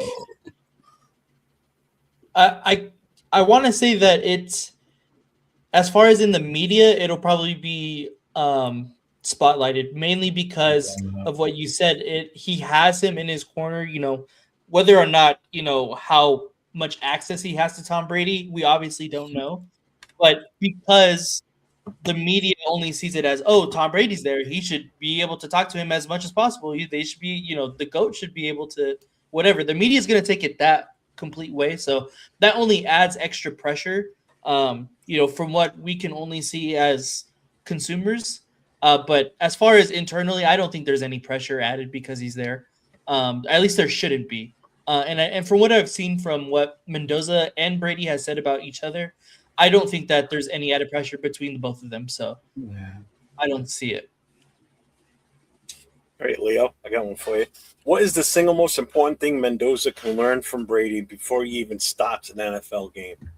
The work behind the scenes, the work ethic, the studying of the defenses, the understanding your audibles, your play recognitions. Like Brady wasn't this physical specimen. Yeah, he's a big dude, but he Yeah. didn't have like that cannon of like a Marino or or even he just did it by preparing. And I think that's what the most that Mendoza can get for him. That's why I'm cool with him being that influence. I mean, the quarterbacks in the NFL are their own little club, right? They're their own little club, and they have each other's numbers. They support each other in that. Now, you're right. When the media says, "Oh, well, of course you're going to go out there," it would be dumb not to utilize a resource like Tom Brady being there. And even the fact that Mendoza calls him Mr. Brady and the way he addresses him, it's just the respect. Now, I think a lot to your point, Jeff, has a lot to do with that's Mendoza's personality. If he came in like cocky, a little different, I think that would be a little different. Like, no, I'm not going to do it your way, bro. Like, I'm going to do it this. Mendoza comes in a little different, which is why I think they're a good match because he will be able and he'll take advantage of that. But yeah, man, I would be using that all the time.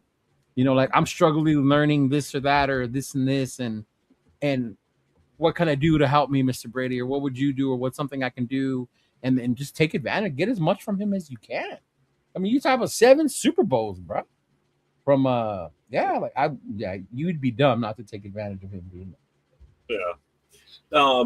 Doc said I do have that question. I am going to ask them this, but at the very end, we're going to transition now from actual beta talk about the team and the players and everything that we've done so far tonight. We're going to play a little game. So I'm going to play a game with the 3 of them plus the chat involved. 7. Okay. I know people like us to play games sometimes or to entertain you, basically, outside of us just jibber-jabbing and talking. So what this is it's going to be a multiple choice. Like a series of 5 questions, okay? And I'm going to ask each one of you to give an A, B, or C answer. And then I want the chat to also give the A, B, or C answer. All right, so just type it in the chat, whatever you guys, after I read the question. So we're going to start. Round 1. It's the 2 and 3 start. The Raiders are 2 and 3. Cousins has 7 touchdowns, 6 interceptions, and the offense ranks 22nd in scoring.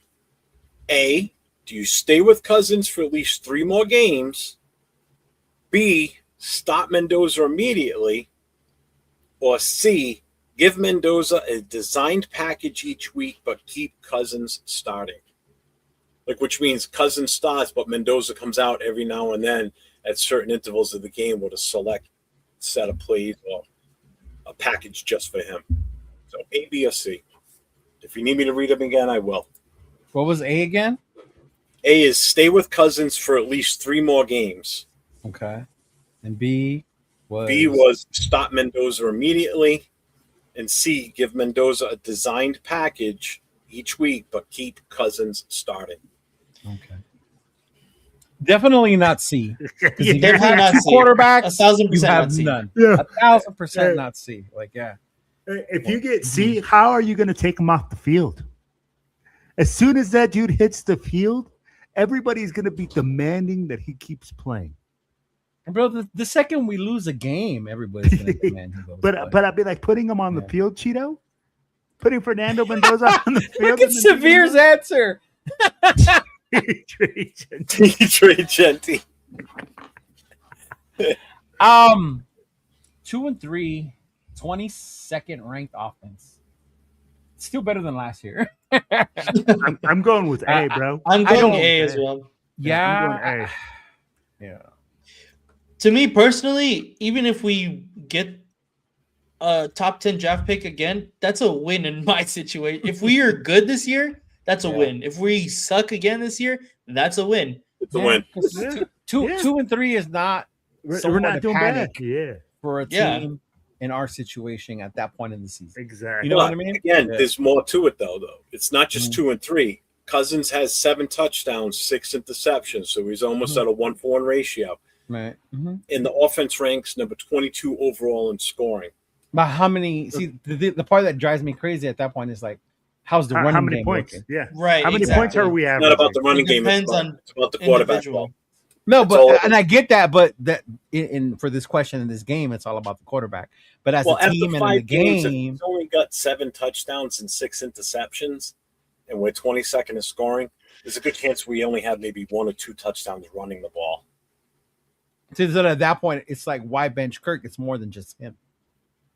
The O line is struggling. That's not the question. Don't You change know? the question. Don't move the goalpost. Yeah, so I'm with them. I go with A.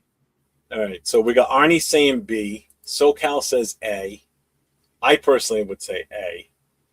Raider Paul doesn't know ABC, so he threw out a number. So You gotta love that Texas education. Yeah. Tokyo Raiders says B. A, B, or C? B. 3. Raider Tribe is A. We got a B from Manuel. What's up, Manuel? All of the above. Fucking severe. What else we got? I think that's Yeah, C would be the worst possible Yeah. thing to me. I This agree. is not. You don't correct do that, answer is bro. all Yeah. above. Mm-hmm. Yeah. G-Fam, hard to say at this point if Mendoza is better than Cousins in training camp and wins the job, then I say he starts immediately. Anthony says A or C. Yeah, I know. The Um, whole package thing. Yeah, This is that's not. the This worst. is not. I mean, what's the his name chat from majority- New Orleans. Yeah. I mean, the majority from the chat is pretty much what? B? Looks like. A. I think B. A. You know. B, A, and C. Three. Yeah, there's a lot of B's in here. I only see one A. There's a 3. I see There's a one. 3. 3. There's a I 3. see 3. I see 4 B's, 2 A's. Oh, I saw Same more shit. than 2 A's. Severe says, but seriously, it's A. Keep rolling with the vet. Yeah, That's same. where I'm at. I'm with the A Yeah. on that. Because also. again, it goes back to just more than Mendoza. It's a new What's up, team, MC it's a Raider? new What's up, brother? system, Right? Kirk Cousins, our savior. Hey, shout out to MC, man. He's got his Fat Ballers basketball tournament going on tomorrow.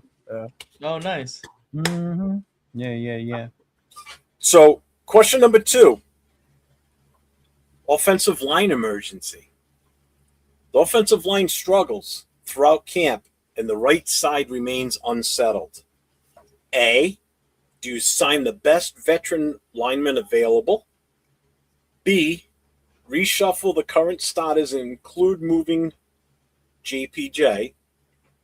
C, keep the young lineup together and accept early growing pains. What was the beginning again? The scenario? The offensive line struggles throughout camp, and the right side remains unsettled. So throughout camp also includes preseason games. Right. So it's A, sign the best available veteran lineman.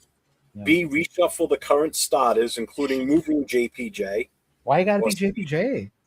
Or C, keep the young lineup together and accept early growing pains. I don't really like this question. I mean, like, can we get a D? He's so hung up on it, and I love it though. I mean, I'm hoping it's not identified, because even if they're struggling, they should be identified who your 5 are Yep. by week 1, and then you just got to roll with them because you can't base their success. Yeah, so I guess that would be C. Yeah, so I guess I would say C. Yeah, you pick your 5, like Link said, and you roll with them. Yeah. Right? Mm-hmm. You got to let them get in the groove. Because they got to gel. Yeah. They got to learn how to communicate, how to work with one another. They got to learn how to zone. Dude, the Raiders have a horrible history for zone blocking schemes, man. Like when I heard zone, I was like, here we go again. Like that's like Raider PTSD, bro. Oh, for real. But yeah, and they have to. So all 3 of you were saying C? Yeah, I would have to go with C as well. I have to go Yeah. with C. X, So- Y, Z. Dennis is B, C. Darkside's B. Arnie's a C. Severe wants to trade Genty. He's made that up. So does Raider Paul, it seems. Tokyo Raider. as a C. G fan, Milson Boobies. D, repeat option. Bench JPJ because Emma. Yeah, I like how he threw JPJ as the one that's going to be the problem in there. I know it's crazy, huh? Right? See, I kind of go with this one. Mm-hmm. Yeah, obviously. For me personally, if That's not an offensive option. line- But you didn't give that as an option. if offensive line emergency, the offensive line struggles throughout camp and the right side remains unsettled, I'm starting to have deja vu nightmares of last year again. That's what starts to scare me. I start thinking, shit, we're going to be in the same situation. And if it's not squared away by week 1, we're fucked. So, but I would still go with C, and I agree with all of you. You got to give them a chance. You got to give them a chance to mesh together as a unit. You keep flip-flopping guys in and out and not have a consistent 5 guys on that front line. It's a disaster waiting to happen. It's a disaster. Yeah. You have to pick your 5 and stick with them. Give them a chance. So everybody pretty much said C except for a couple. Severe with his, trade number 2. Yeah. What's up, Rated Des? What's going Give on? the ball to Washington because apparently he's better. Stott Rogers and Grant right side on. He says we have depth through Zoom, Rogers, Grant, etc. See, I said it right this time, Leo. You did. Option that means did. some players will start giving up and say fuck it. I don't see that. These are great problems to have compared to last year. Yeah, true, right? Hey, for real. Yeah. All right. Next question. Build the offense. Kubiak asks you to select one player who must be featured every week. Goody These are your shit. options. A, Brock Bowers. B, Ashton Genty. Or C, no featured player. Build a fully balanced attack. Nope. D. Jack Bash. No, he didn't. Oh my god. Lead us to the Oh promised my land, baby. God. Come on. Oh, cold. God, man. You know what, bro? Like, let's be honest, man. A balanced attack is something that you need. But like, it makes it so, especially with this team, we just don't have a guy on the outside, or even if we want to say, oh yeah, Brock Bowers, let's make him our featured guy. He's not just the guy that's going to stretch the field enough, especially for Genty to run the football. We need to be a balanced team to win games. I don't give a fuck about who's featured. I want to win games. Look at Samir. So, I'm more with the balanced attack, and we should keep it that way. Yeah, I agree. So you guys all say C? No. All What right, you got, Cheeto. Leo? No. Brock. You say Brock? Brock. But you two on the outside say C. Yeah. Yep. Attack. Yeah. But Brock's talent level is at a whole nother level than the rest of our team. Agreed. I would. I'm on the fence between. I'm definitely not a B guy. I'm on the fence between a balanced and just Brock, to be honest with you, just because of his potential. Doc said it depends on which channel you're on, which channel you're watching from. If you're trying to get a membership, if you're on mine or Leo's, we have memberships. That's from yours, I think, because it doesn't have the paperclip on it. No, it's got a paperclip on my end or the Okay. link, so it's on Yeah. one of you. I'd say actually it's going to be on you or Will's, because if he was Yeah. on me, it wouldn't show up. That. Next to my name, it says join, so it might be Will's. Yeah. Yeah. Mhm. Let's see, right. Mike Washington has trouble holding on to ball. Yeah, it was only 3 fumbles last year. I mean, Only? There should be 0. no, I agree, but I mean, 3's not that bad, I guess. I don't know. Run the rock. Pass the rock. Brock. Nutty Raider. I love that, bro. Run the rock and pass the Pass Brock. the rock. Yep. Token, I don't know. I don't know why you can't. Hey, I don't know who. Are you on my chair? You must be. Yeah, on my people were doing it earlier. chair. Yeah. Ray Travis says D for Will, E Jeff, F Cheeto, and G. I'll be right there. Yeah, earlier Travis asked if we lose 3 preseason games, do we call it a wrap on the season? I'm like, no. No, It goes back to how they look. No! It goes back to how they look. Like if you remember last year, the Seattle game, Nathan. Remember we saw it at the casino. Like at that point, we knew our O line was in trouble. Like, you saw the trouble with the O line that game. Yeah. Because you got to think about it. The third game, you're seeing dudes that probably won't even be on the team anymore.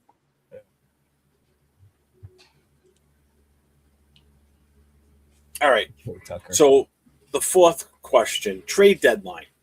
The Raiders reached the deadline at 3-5.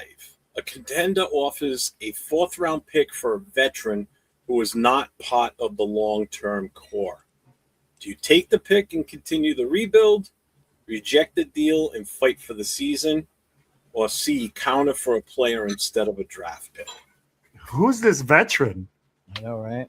I mean, like they and the 4th rounder for this veteran. But he said he's not part of the core. So who's the core? Yeah, I mean, like I need a little bit more information there, bro. Well, not part of the long-term core.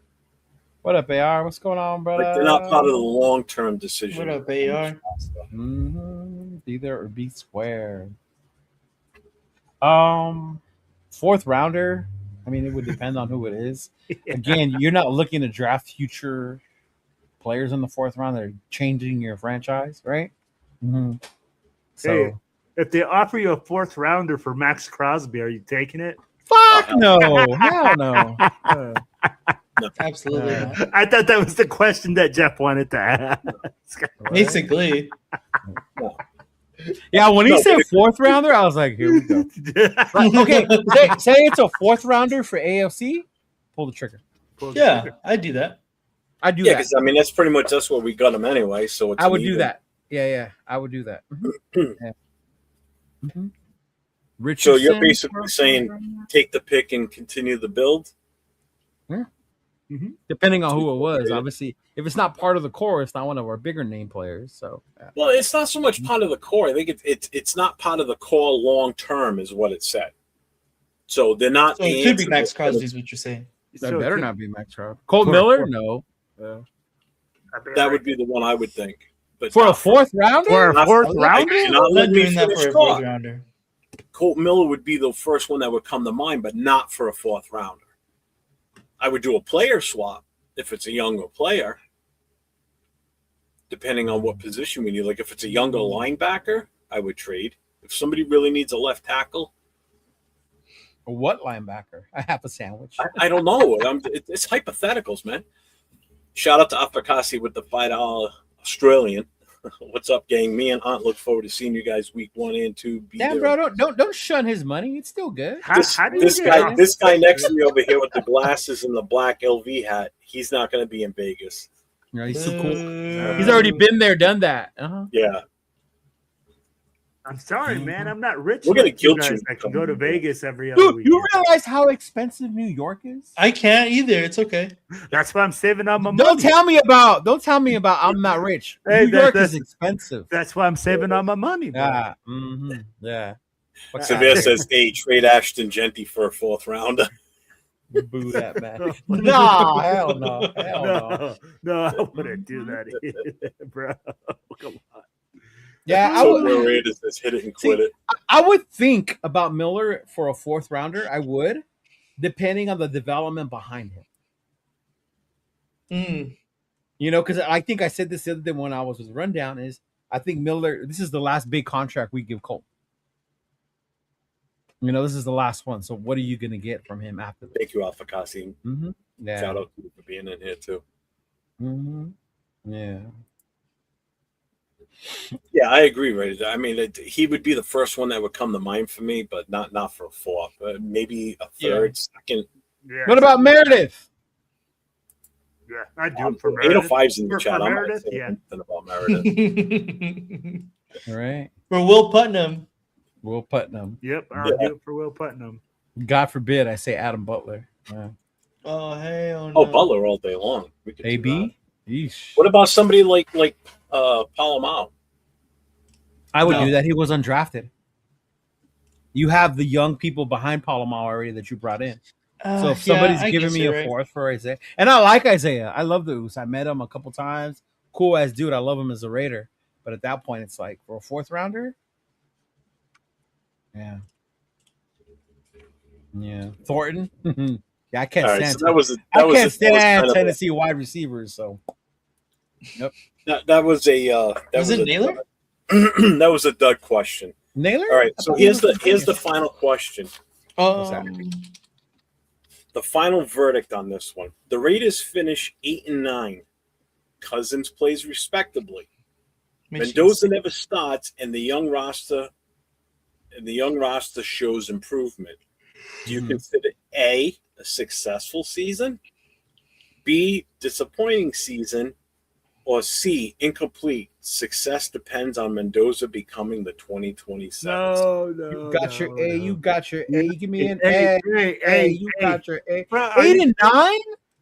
If we go Bro. 8-9, bro, I'm freaking throwing parties every other week. If we go 8 and 9, Will's coming to Vegas next year. And Yeah, we're, yeah. and we're not going to let him in. Every Say, no, single- bitch, you weren't here for the sad No, time. you've been here. Hey, I tell you like this: the Praise Raiders go God. 8-9. I will be at the home opener next Yeah, year. we'll be like, nah, bro, take your ass back to Denver. Chalice, hey, you ain't allowed up in here. We won't tell you where the spot is, huh, Nathan? On God, no God, one's we gonna know won't. where the spot is.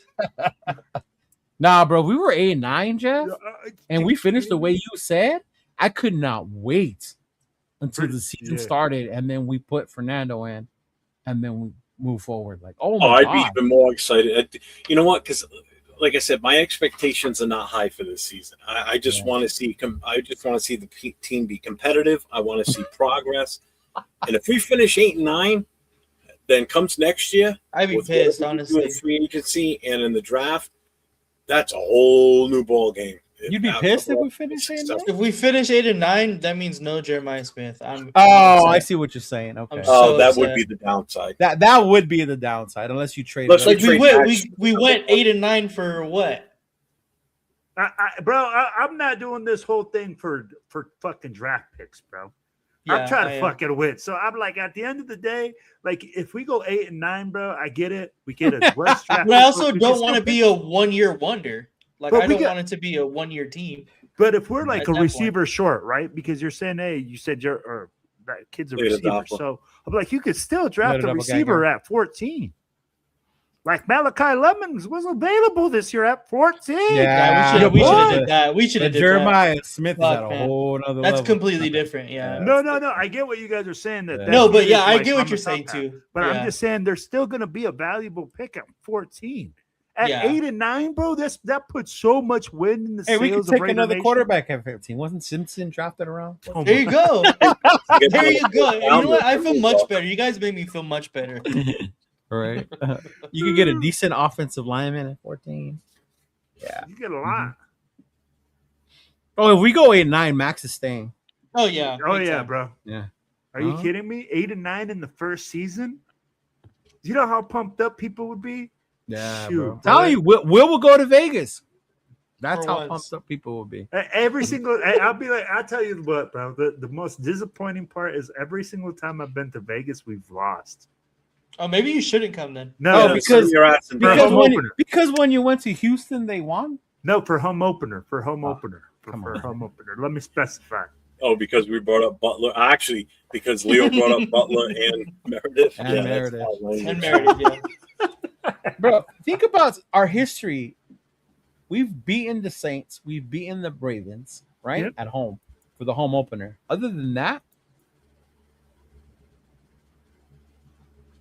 laid an egg against Carolina, right? Yep, I was there. Right? Last year we Got fucking destroyed by blew the the poop Chargers. against the Chargers, right? Yeah. No, we don't Me need to do too. nothing, bro. We got Me one. too. Yeah. You need to GoFundMe for me to go to Vegas too. Yep, I do, Arnie. I See? go every year. See, Arnie, you got money for that. Shit, that's my backyard, Tito. That's like you Mhm. going. Shit. All right, so now I'm going to ask you guys. The game's over.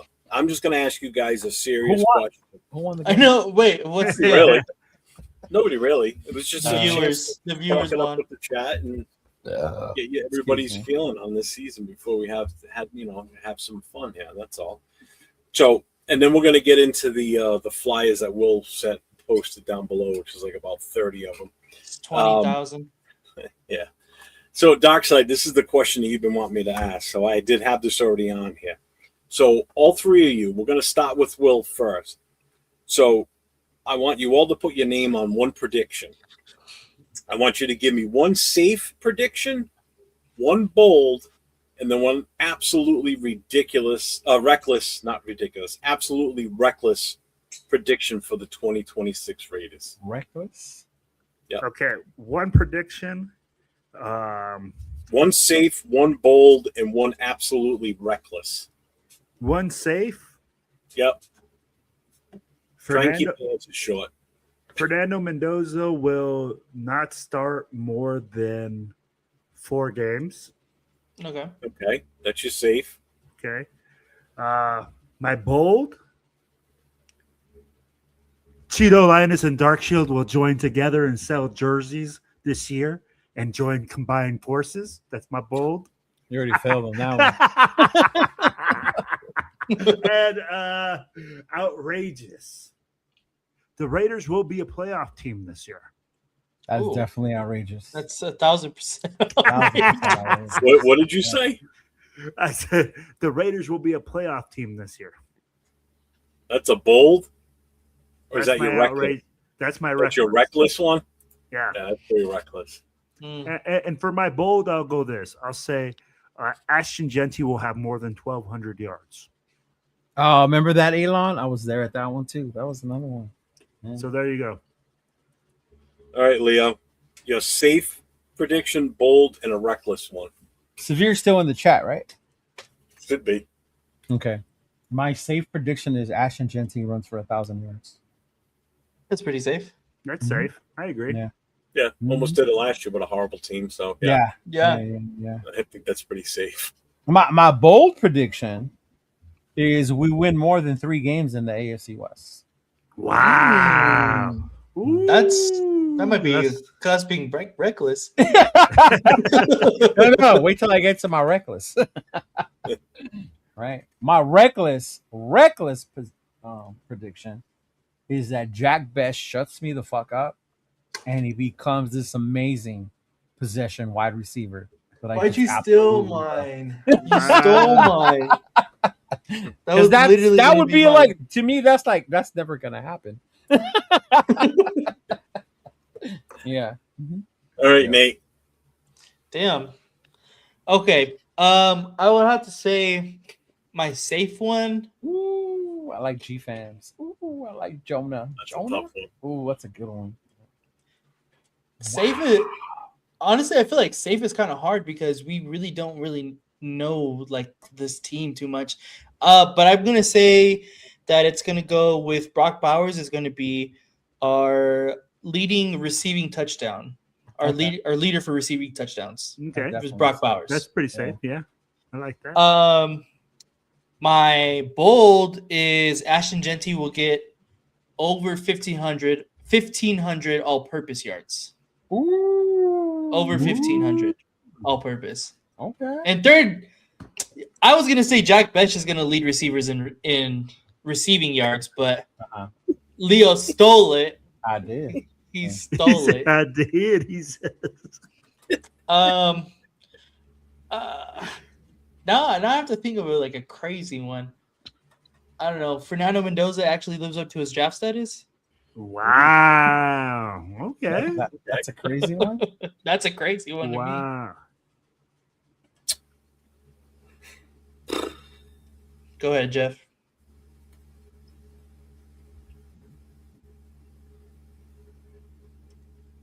My safe prediction. Go ahead. Pause for the drama. I've had all this time to think about this one too, and I haven't. I know, right? You had the most time to think about it. Max doesn't have more than 10 sacks. That's your safe prediction. That's your safe. safe. Where's the Wow. absurd button?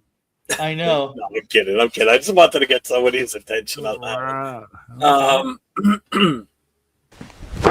Emotional damage.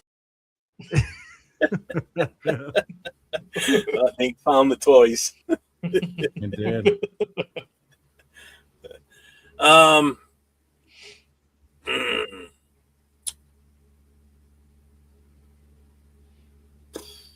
Good Lord, this is not an easy one. Safe prediction. Don't worry, we got all night.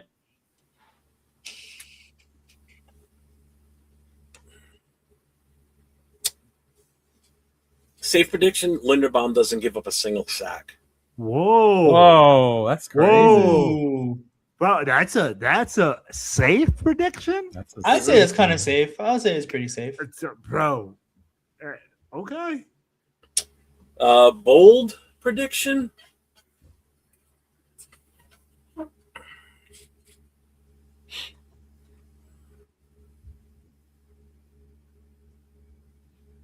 Max gets more than 15 sacks this year, and I get off his ass. Wow. Okay. That's bold. 15 That's is a pretty lot, bold. bro. Okay. 15 is a lot, yeah. 15? It's a I bold. like it, though. I It's a like his bold. both. I like it. Now, Mhm. what's his So what's your reckless? outrageous one? I'm surprised Reckless? it's positive. I That's know, what me I'm too. surprised about. Yeah. What? I said I'm surprised it's positive about Max Crosby. Crosby. Yeah.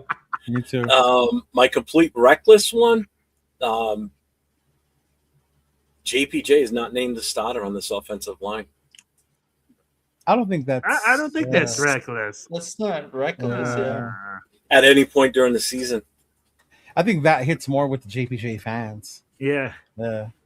Because you got the JPJ like tribe, I guess you can call them, Yeah. because they're like, you go like, hey, Kind You of like know, the AOC tards. Yeah. Mhm.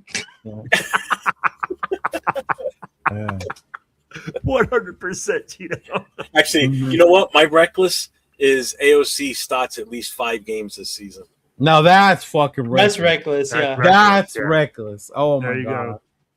Yeah. Mhm. AOC That 12 happens. starts at least 5 games.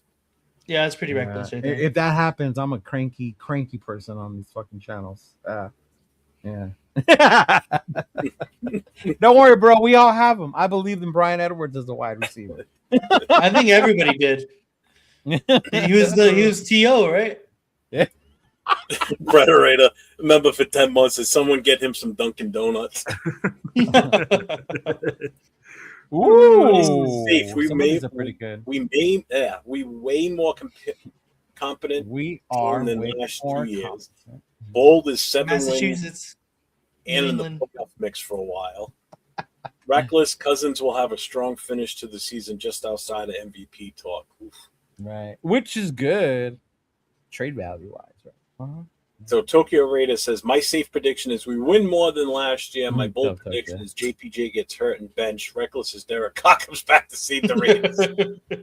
Wow, that's reckless. Actually, Wow. Sal, in all honesty, I made the show up at like 8:00 tonight. So Yeah, because he was playing with his family or something like that. we're playing games, man. Nice. And Demokes, shout out for the one month membership. Thank you, brother. So I'm unsubscribing the wheel. Because I said about the AOC thing. Yeah. Yeah.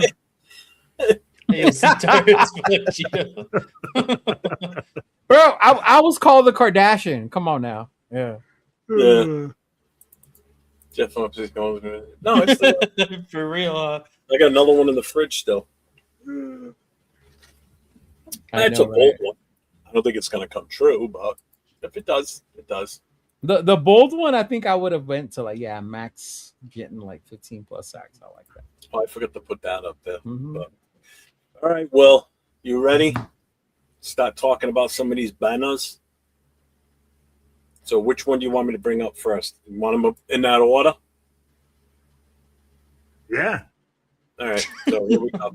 It's All actually right. Leo's, isn't it? It's Leo's banner. Let Go ahead, Leo Leo. talk about it. Yeah, that's why I'm like, yeah. Oh, you want me to talk about it? I thought Will Well, was doing it's the your presentations. It's your Oh, event. so okay, this one was for the backpack fundraising drop off. So We are doing our backpack drive. We are working with the Misfits TNBC, and we will be doing a backpack drive at the Boys and Girls Club in the city of Fontana, July 31st. Right, there will be haircuts. We will be there. I will be there. I'm actually off that day, so I will be one of the people passing them out. But this Sunday, we will be meeting at Memorial Park in the city of Upland between the hours of 12 to 4. I'll probably get there earlier. But I will be posted up there. My girl will be posted up there. Joe, Sugar Free, he'll be there as well. His family. I believe somebody from the TNBC club, and we'll just be there posted. You guys can come through, drop off anything, pencils, markers, anything you want, backpacks, whatever it is, right? That way we can have the most stuff and we can stuff these up. And yeah, Prater Raiders, I did get yours. Thank you very much. I appreciate it. But yeah, that will be going on this Sunday, Memorial Park, and then our event is next Friday, July 31st. Yeah. Mm-hmm. I missed this one from Dockside. Safe as Naila has 700 yard. Bold as Genty breaks 1,400 rushing. Woo! And reckless as Genty has 700 yards received. That's crazy, Wow. bro. That's 2,100 all-purpose yards. From one dude. Wow.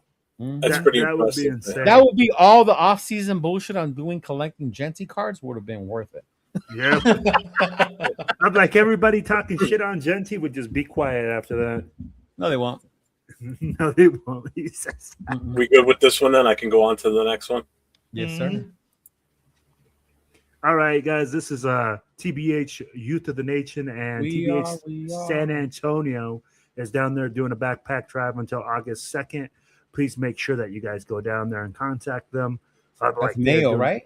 Yep, that's Adam Mayo, that's Baby D, that's Jim Brown. Great family, great people, man.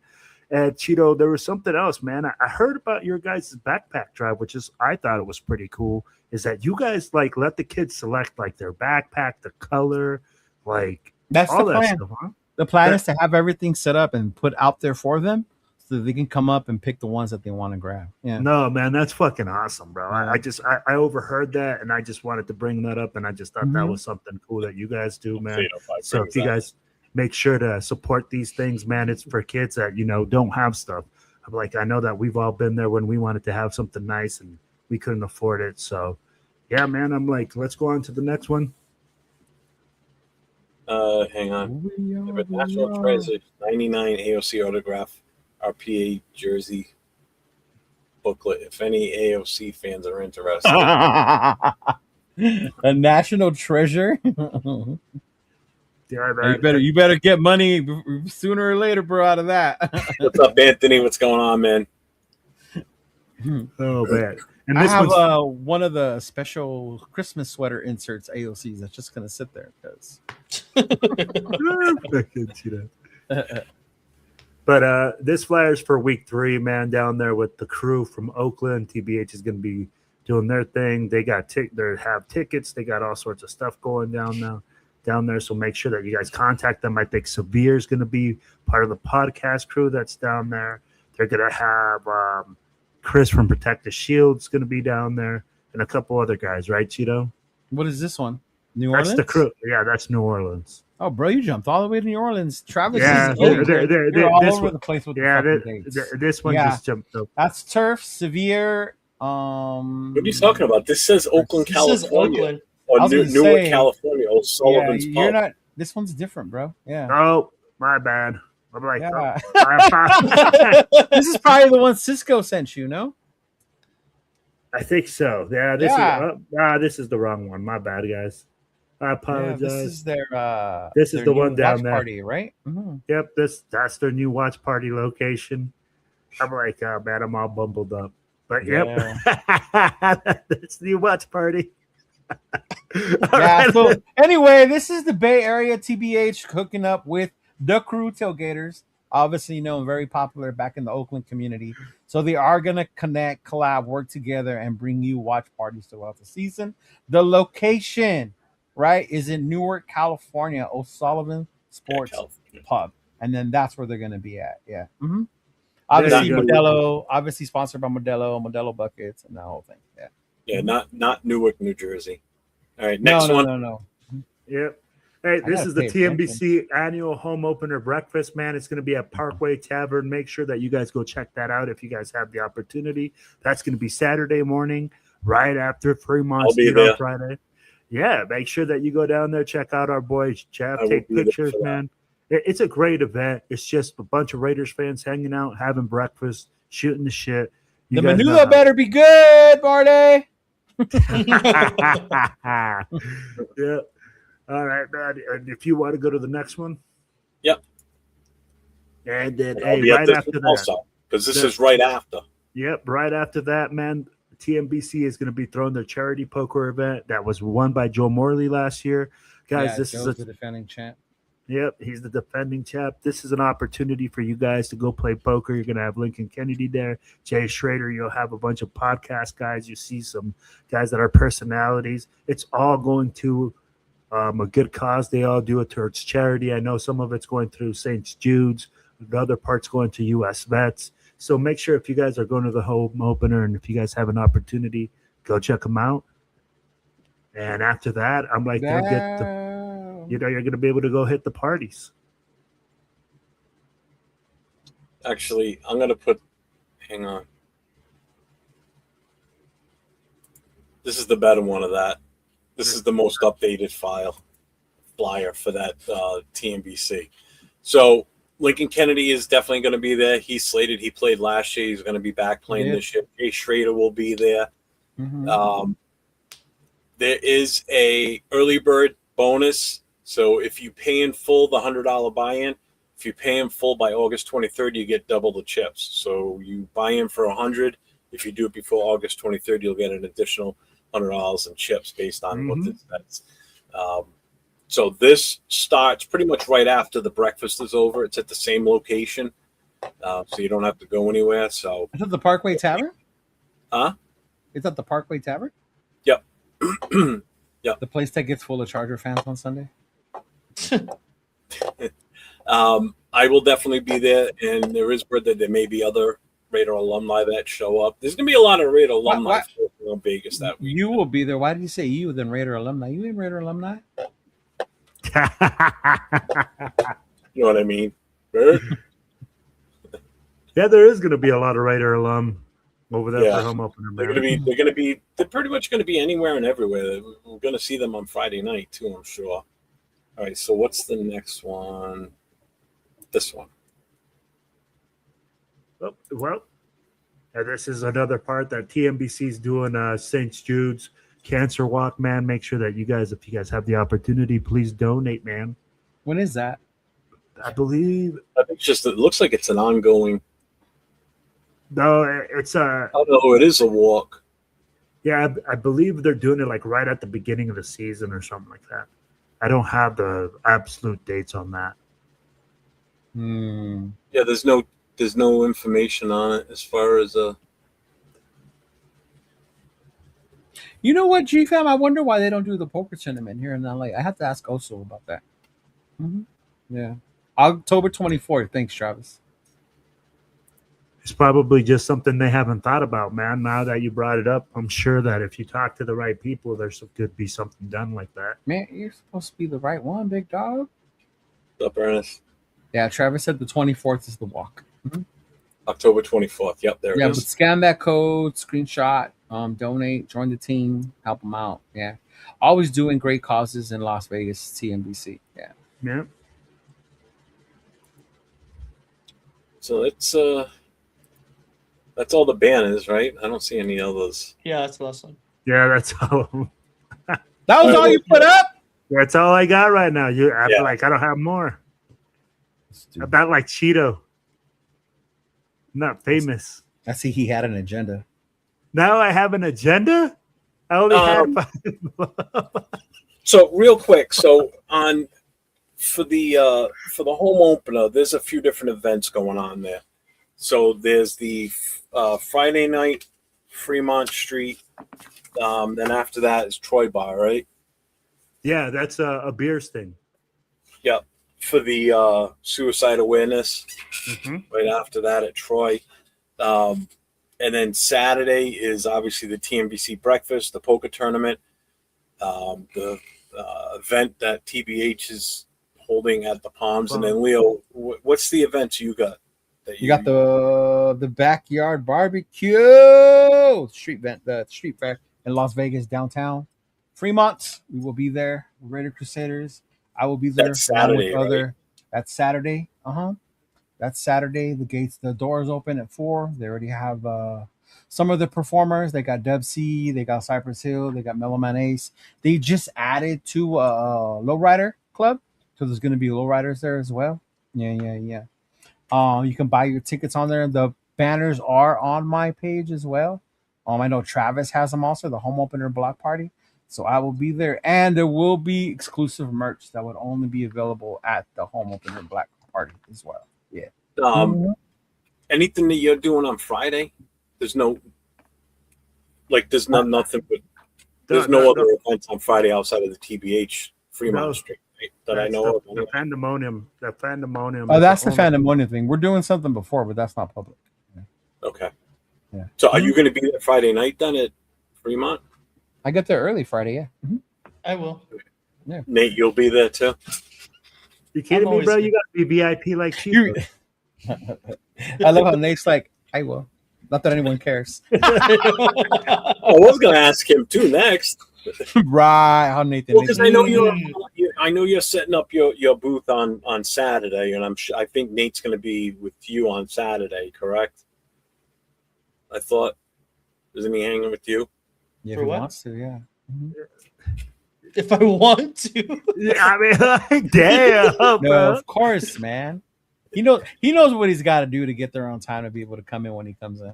Right? The Cheeto Lounge. Yes, sir. Wow. It says the Cheeto. I got a room at the Nugget. I ain't going in. So I got a nice short walk after it's over. Bloop, boom, up the LA, whatever. I want to I see can't Nope. share that. pictures of Cheeto and a lowrider. I want to see him doing the freaking the hop. Yeah, my bad. Oh, Travis, I confused them. It's Thanks, the home Travis. opener block party. You're right. It's the block party. Yeah. Now, the following week, the Raiders go to LA to play the Chargers. What do you got going on? You got something going on, Leo, right? Isn't there something you're doing too? Yeah. Or you're- So Friday night is their TNBC party. That's going to be Oso celebration. So they're going to be set up somewhere.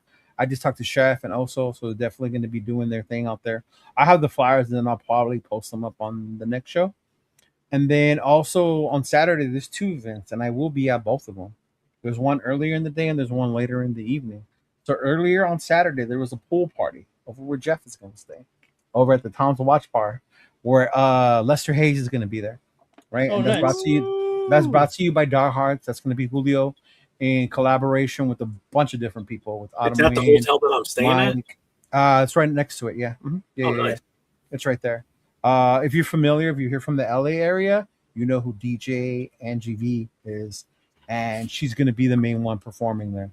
So that's going to be epic. That's going to be lit. That's going to start at 12, right? It's going to be one of those meet and greets party. You're going to go on. And then also later on that evening, again, shout out to Lorenzo Raiders Crusaders, is going to be the Saturday LA party, which is at the Hollywood Park Casino parking lot, which is dope. It's huge area. That's actually where I started my whole vending venture, was at that event 3 years ago. Yeah. Yeah. So that was actually 3 years ago when I did that, bro. So it's a lot of fun, a lot of things. So the flyers will definitely be coming out. So definitely look forward to LA. And then, of course, LA, Sunday, day of the game. A lot of tailgates. Pink Lot, if you're familiar with LA. Pink Lot is where the Raiders are at. There's going to be watch parties as well. Some people who are familiar with SoFi are not going to go inside, depending on the weather, the temperature. So we'll probably go to a watch party to watch the game there. I believe TBH LA is doing a tailgate where you can pay like $50 and they're going to have banda, food, drinks, things like that. If you go to my TBH Inland Empire page, they did tag us on the flyer, so it's on there as well. So it's back-to-back home openers, bro, basically, because we got Vegas and we got LA. Yeah. And Will is too cool to make them to either. So yeah, it's crazy. I'm too poor. Unlike right. But not about. I know when I'm in LA, I'm not going to the game either. Just because of everything I've heard, I'm not going to subject myself to. I'll tell you this, Jeff, because we'll probably be around each other anyway. Depending on how much they are and what it's like that day, I'll tell you if we'll go in, yes or no. Oh, I'm Just so you definitely can going in experience it. now. Yeah. I'm definitely going inside now. That's you guys are not. I'm definitely going in. You're not even going to LA. What are you talking about? He's got to go say what's up to Jesus again. I know, for real, huh? Bro, I'm going in a couple weeks to see Carol G there, and we're Uh-huh. sitting up there with Jesus. Yeah. I am not looking forward to walking down to get drinks. Say Well, what's up because to Kobe, man. Yeah. Because my Oh, my plan for the game day is because Mike from Raw he's got the tailgate at Mhm. the Anthem, right? Isn't that the name of the hotel? I think it is. I think so. Mhm. Whatever, which is the hotel I'm staying at. And then during the game, it's the watch party at the pool. So that's what I was gonna do if I wasn't. I mean, if I wasn't gonna go in the stadium. Man, y'all gonna see a whole lot of Jeff those 2 weeks if he's doing pool Mm. parties. I'm just saying, yeah, the road ain't ready for all that, A lot of beefcake. right? If Jeff let me, I would share the bikini pictures of Jeff. Oh Lord, you gotta So love me. before we get out of here, Will, what do you got going on? You got anything you wanna? Yeah, man. Thursday, I'm back on the Silver and Black Radio podcast, man, and we'll have our crew and just chop it up and see what's going on. And then on next Monday, I'll be back on Raiders Unfiltered. And then we're back at it, bro. That's about it. Leo? I might be on tomorrow, maybe not, because I told MC I was gonna go support his basketball tournament tomorrow, so I might just go Nice. there after work and then I'll just push back. Are you gonna go play, Tito? No, you gonna go hoop up? I'm making the shirts for him and being out there and supporting him of his little venture with the basketball. Oh man, I thought he I'm got looking the forward old to Jays I out. can't He wait to dusted meet out the old Jays, got the jersey going. He was Oh, like, hey, I man. don't need to be an active participant to support my friends, Wilfredo. Yeah. I like get the sweatbands going. I was like, shoot, boy. I No, it's thought been you were a hot shooter. too. Yeah. Yeah. Nate, what do you got coming up? Anything good in the Vegas area that you're going to be doing? Or? Yeah, Yeah, so dude. obviously Thursday we're going to be doing Raiders Coast to Coast now that we're officially back. But tomorrow the Golden Knights are going to be doing a they call it like they basically sell all of the gear that they issue to the players for discounted prices. So they give it to like it's available for the public. So I'm going to go buy some hockey stuff tomorrow from the Golden Knights. You're going to go Get buy some some jock sweet straps. skates and stinky uniforms. Get some Well, they're not jock straps stinky. going. It's like- They're issued but not used. Most of them, at least. Some were game worn and stuff like that. Obviously, they'll have different stuff. For the but- Golden Knights? Yeah, for the Golden Knights. So Yeah, I don't know about enough about hockey to be out. Yeah. That's dope. yeah, though, Nate. exactly. But I'm gonna go get some Golden Knights stuff as I'm gonna try to get into hockey again, as far as like recreational play. So hopefully, What? What? Wait, Nate, you play hockey, bro? yeah, I played hockey. No wonder you're an Damn, Angels okay. fan. Now it all makes Okay. sense. Okay, I did not know that. I didn't take you for a hockey player, bro. Why? 'Cause Yeah, he's Latino? Wow. Huh? Well, I mean, what does that have anything to do with it? A lot. You A lot. what are you talking about? I live in Colorado, bro. There's a bunch of Latino freaking hockey players out here. Yeah. Until a few years ago, any black guy that said he played hockey, you'd be like, what? It'd be unheard of, Jeez, now there's a lot playing hockey now. Shoot. How many is a lot? Like 6. More than two. Like 60. lot. A lot for a sport that you don't actually see Right. a lot of guys play. It's true. I mean, think about it. Alert the media. 6 is a lot. Fucking It's- Cheeto. Yeah. But yeah, so I'm gonna get some hockey stuff tomorrow, and I was thinking about doing like a little video on it, probably just broadcasting exactly what my experience was, because this will be the first time that I'll be able to do it in person. They have it online as well, so it'll be probably obviously way better in person. Oh, okay. Not too many frozen ponds out in LA, so probably Or not. Vegas. So Or Vegas, definitely not. Oh, Yeah, Nate already said it. Nate and I will be on Thursday night, 10 o'clock, Raiders Coast to Coast. And What happened to your Friday and Saturday shows? well, I was going to do Fridays, but this past Friday night, but I was just not. I was sick as a dog on Friday. I've been sick for the last week. This is the last 2 days is when I've really been feeling the best. You've been eating that lettuce or what? I'm back to normal now. He's I eating don't that talk about lettuce. Fuck that. That lettuce fucked you up? I was like, I got you. Now. I was like, damn. I will. I'll be on Friday night with the No Huddle show. So if anybody knows anyone that's a fan of any of the 32 teams in the NFL, make sure they check it out on my channel. I go on at 9 o'clock Eastern time on Friday night. It's usually about an hour and a half to 2 hours. Basically, he's telling you Raider fans to get your other fucking people to come watch him. Yeah. Yeah. Yeah. So if you got a fan that's a Chargers fan, who knows? I don't go to Taco Bell. I can't even tell you the last time I ate a Taco Bell. It's been a long freaking time. That's right. Jeff doesn't eat Mexican. That's mainly food because on I the don't East drink and Coast. go out anymore like I used to. Bruh, So no need Stop, to stop. Wilfredo. That is not Mexican food. I said the Mexican food of the East Coast. Yeah. There. Mm. Now, that's what Chipotle's for. Even that's not. It's probably been about 4 years, 5. Actually, it's been way more than 5 years since I've had Chipotle. Chipotle is bomb. No, it ain't. You should go to Chipotle. That's why you play hockey. You eat Chipotle. Now Oh, you're an Angels fan. You eat Chipotle. It all makes sense to me now.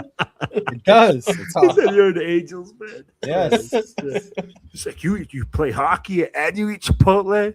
Yeah. So let's see. So, all right. So we'll be back on next Tuesday night. So, and that's the 28th. So by the time we go on next week, all the Raiders will be in camp. Yeah. By that. So rookies report tomorrow, Thursday, because it's already Wednesday now. For me, it's Wednesday. You guys I are was still talking about like So the rookies will be in on Thursday, and next Tuesday the veterans will be showing up. So hopefully there'll be a little bit more news to talk about, and we'll get down to it next week. You guys good? Anything else you want to say? no, I think we're good. Yeah. Everybody? Chips with guacamole. Why don't you always come to defend your Chipotle ass? Jesus Christ. Chipotle. 805 says, as long as you give Leo tacos with Thank you. brown Smack him. Oh, wow. Oh. Oh, bro, that's foul. That's foul right there. Thanks, Frank. Yeah. Hey, that's not too bad sometimes. If you're Bro, who Waving no, I never, bro, I couldn't even buy that. I'm not even Mexican, and I will struggle meal is struggle meal, dog. No, bro. Ground beef tacos? Ground beef tacos? Come on, bro. You know, hard shell, not soft. Is Yeah, just no, madness. not soft is gross. No, hard shell. Soft is Yeah. fucking madness, bro. All right, everybody. Stay safe and go Raiders. And Leo only likes ground turkey and flour tortillas.